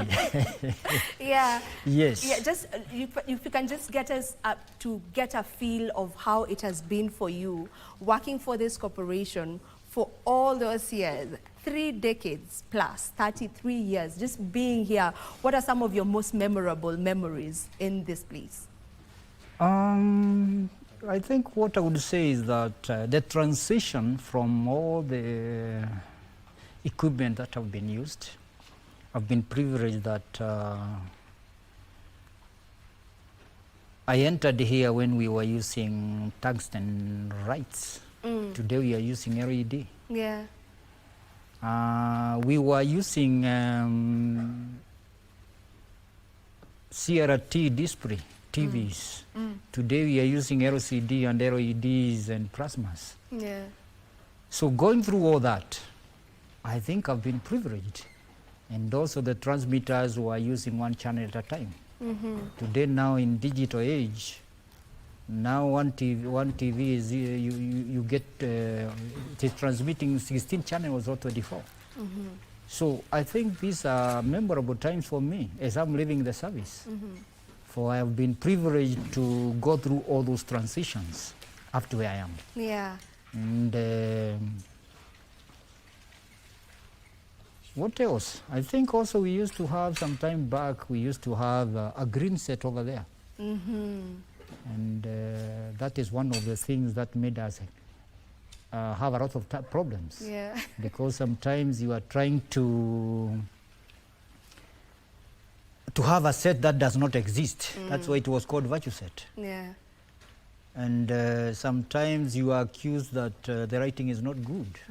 So these are some of the things that made you a bit scared. Because, and speaking about being scared, I am sure, you know, kwa kila mtu akiwa anafanya kazi, there are bad days in the office saa zingine. Kuna wakati ambao huwa tu mtu anablanda. You did not intend kublanda, but blanda ndo imekuja. Have you ever been at a point pahali ambapo umeblanda? I think the only blunder that we had some time back, almost we got all of us letters, was many years ago, when the head of the shift rang us and told us there was a program that we had, Angaza, and then it was said it will not be there. Then somehow I decided to come, and as I was on my way, I was told the program is there. And that was the time we were using the virtue set. Now, all my colleagues are at home. I'm the only one who is coming. So I had to rush as fast as possible. Fortunately, I reached here 5 minutes too. And I was able to do what was supposed to be done as my colleagues came. That was the only time. I had to shy. I don't know what to say because we missed a letter. Yeah, ilikuwa tu imebaki kidogo kidogo tu tupate zote. Mwambie home. Exactly. Maybe not home, but yeah. I don't know what could have happened. Warning. Yes, warning letters could have added. Yeah. Yes. Yeah. So now, najua pia, you know, just you being here all those years, lazima umeget to interact na so many different people, and not just any kind of ordinary people. Najua ume interact na big personalities. If you can just tell us maybe kidogo kuhusu iyo. I've interacted with the ministers, even presidential candidates in this hall. But you see, I always interact with them behind the scenes. I make them to be seen. I'm not seen. So in fact, were it not for today that you are making me be seen, you would have never been seen on TV. I would never have been seen. In fact, nobody could have known I've worked here. That's true. Yes. That's true. Yeah, those are some of the people that I've dealt with.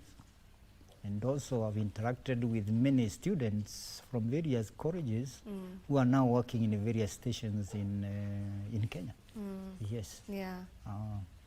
So now, you know, just as you've said, if it were not for today, no one would have ever seen you on TV. Yes. You know, no one would have ever seen you on TV. So it's the work that the technical people do that I want to appreciate today, even as I appreciate you. I also want to appreciate every other person who works behind the scenes. Because yes, they get to see us as the face of the station and as the face of these shows that we get to host and bring to people back home. But then there are you. There are people like you who are always working tirelessly around the clock behind the scenes to ensure that all this happens. So for that reason, we want to appreciate you. We want to say thank you for your service right here. And as you can see, we have cake and we have your colleagues now on huku nyuma. So I can allow them to just come in, and as they come in, maybe you can just tell us one last question to you, maybe to the young person who's watching us right now, and they would love to do the job that you are doing here. They would love to be a camera operator. They will just love to be a technical person, work behind the scenes. What word would you have for them? What word rather do you have for them? One, they have to have a passion.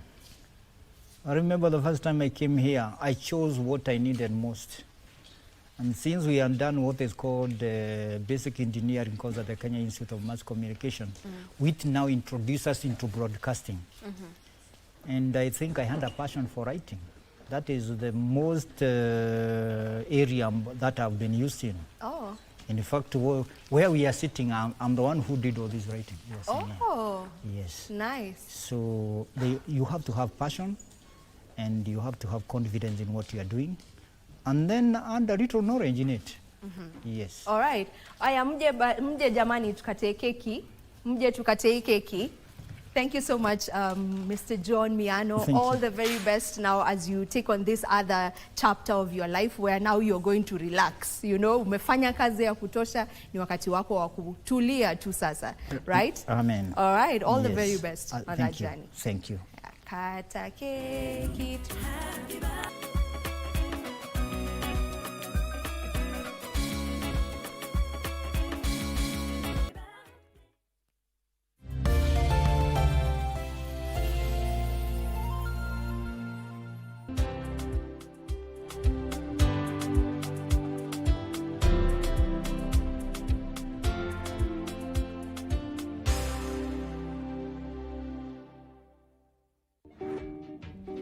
Kuhusu na hii kesi ni ya mtu mlagai. Mtu ambaye ana huruma. If you are knowledge, how comes a big person like you, you are giving passengers, part vehicle? Why? Are you listening to yourself? I'm listening myself. Unajisikiza ukiongea? Of course, why not? So, kielele ni nini umeleta hapa kwa koti? Kielele tena? Wewe unahatarisha maisha. Hii ni kielele mshindi kwa kari hapa. Na umesema chio ilikuwa imevunjika huko nyuma. Haki nini wachinga kweli? Imekupata na hatia ya kosa hilo na imekufunga kifungo cha miaka 6. Sita. Hesabu 1 2 3 4 5 6. Kwa mtu ana watoto 7 kama mimi.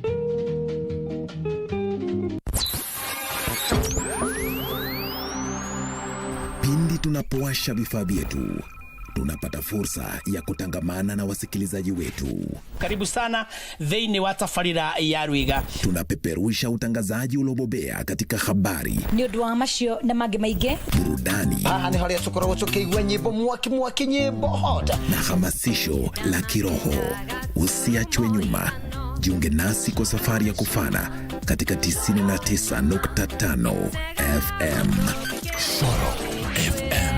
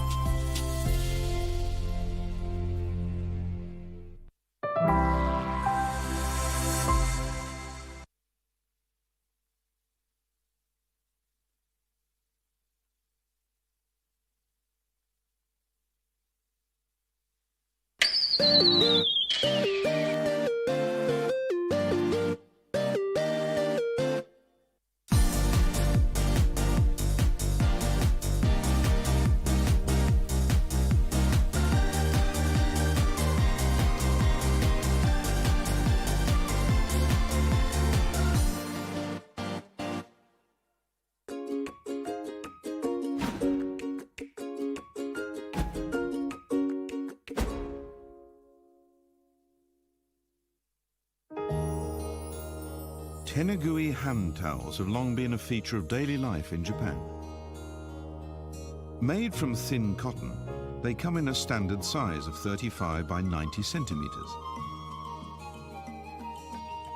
This versatile towel first became popular about 400 years ago. At first, it was simply for wiping away perspiration or protecting the face or hair from dust.